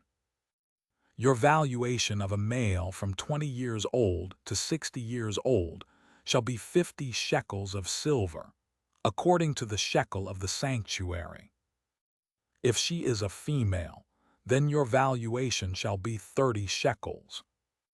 If the person is from 5 years old to 20 years old, then your valuation shall be for a male 20 shekels, and for a female 10 shekels. If the person is from a month old to 5 years old, then your valuation shall be for a male 5 shekels of silver, and for a female your valuation shall be 3 shekels of silver. If the person is from 60 years old and upward, if he is a male, then your valuation shall be 15 shekels, and for a female 10 shekels. But if he is poorer than your valuation, then he shall be set before the priest, and the priest shall assign a value to him. The priest shall assign a value according to his ability to pay. If it is an animal of which men offer an offering to the Lord, all that any man gives of such to the Lord becomes holy. He shall not alter it, nor exchange it, a good for a bad, or a bad for a good. If he shall at all exchange animal for animal, then both it and that for which it is exchanged shall be holy. If it is any unclean animal, of which they do not offer as an offering to the Lord, then he shall set the animal before the priest. And the priest shall evaluate it, whether it is good or bad. As the priest evaluates it, so it shall be. But if he will indeed redeem it, then he shall add the 5th part of it to its valuation. When a man dedicates his house to be holy to the Lord, then the priest shall evaluate it, whether it is good or bad. As the priest evaluates it, so it shall stand. If he who dedicates it will redeem his house, then he shall add the 5th part of the money of your valuation to it, and it shall be his. If a man dedicates to the Lord part of the field of his possession, then your valuation shall be according to the seed for it. The sowing of a homer of barley shall be valued at 50 shekels of silver. If he dedicates his field from the year of Jubilee, according to your valuation it shall stand. But if he dedicates his field after the Jubilee, then the priest shall reckon to him the money according to the years that remain to the year of Jubilee, and an abatement shall be made from your valuation. If he who dedicated the field will indeed redeem it, then he shall add the 5th part of the money of your valuation to it, and it shall remain his. If he will not redeem the field, or if he has sold the field to another man, it shall not be redeemed any more. But the field, when it goes out in the Jubilee, shall be holy to the Lord, as a devoted field. It shall be owned by the priests. If he dedicates a field to the Lord which he has bought, which is not of the field of his possession, then the priest shall reckon to him the worth of your valuation up to the year of Jubilee, and he shall give your valuation on that day, as a holy thing to the Lord. In the year of Jubilee, the field shall return to him from whom it was bought, even to him to whom the possession of the land belongs. All your valuations shall be according to the shekel of the sanctuary, 20 gerahs to the shekel. However, the firstborn among animals which belongs to the Lord as a firstborn, no man may dedicate, whether an ox or a sheep. It is the Lord's. If it is an unclean animal, then he shall buy it back according to your valuation, and shall add to it the 5th part of it. Or if it isn't redeemed, then it shall be sold according to your valuation. Notwithstanding, no devoted thing that a man devotes to the Lord of all that he has, whether of man or animal or of the field of his possession, shall be sold or redeemed. Everything that is permanently devoted is most holy to the Lord. No one devoted to destruction, who shall be devoted from among men, shall be ransomed. He shall surely be put to death. All the tithe of the land, whether of the seed of the land or of the fruit of the trees, is the Lord's. It is holy to the Lord. If a man redeems anything of his tithe, he shall add a fifth part to it. All the tithe of the herds or the flocks, whatever passes under the rod, the tenth shall be holy to the Lord. He shall not examine whether it is good or bad, neither shall he exchange it. If he exchanges it at all, then both it and that for which it is exchanged shall be holy. It shall not be redeemed.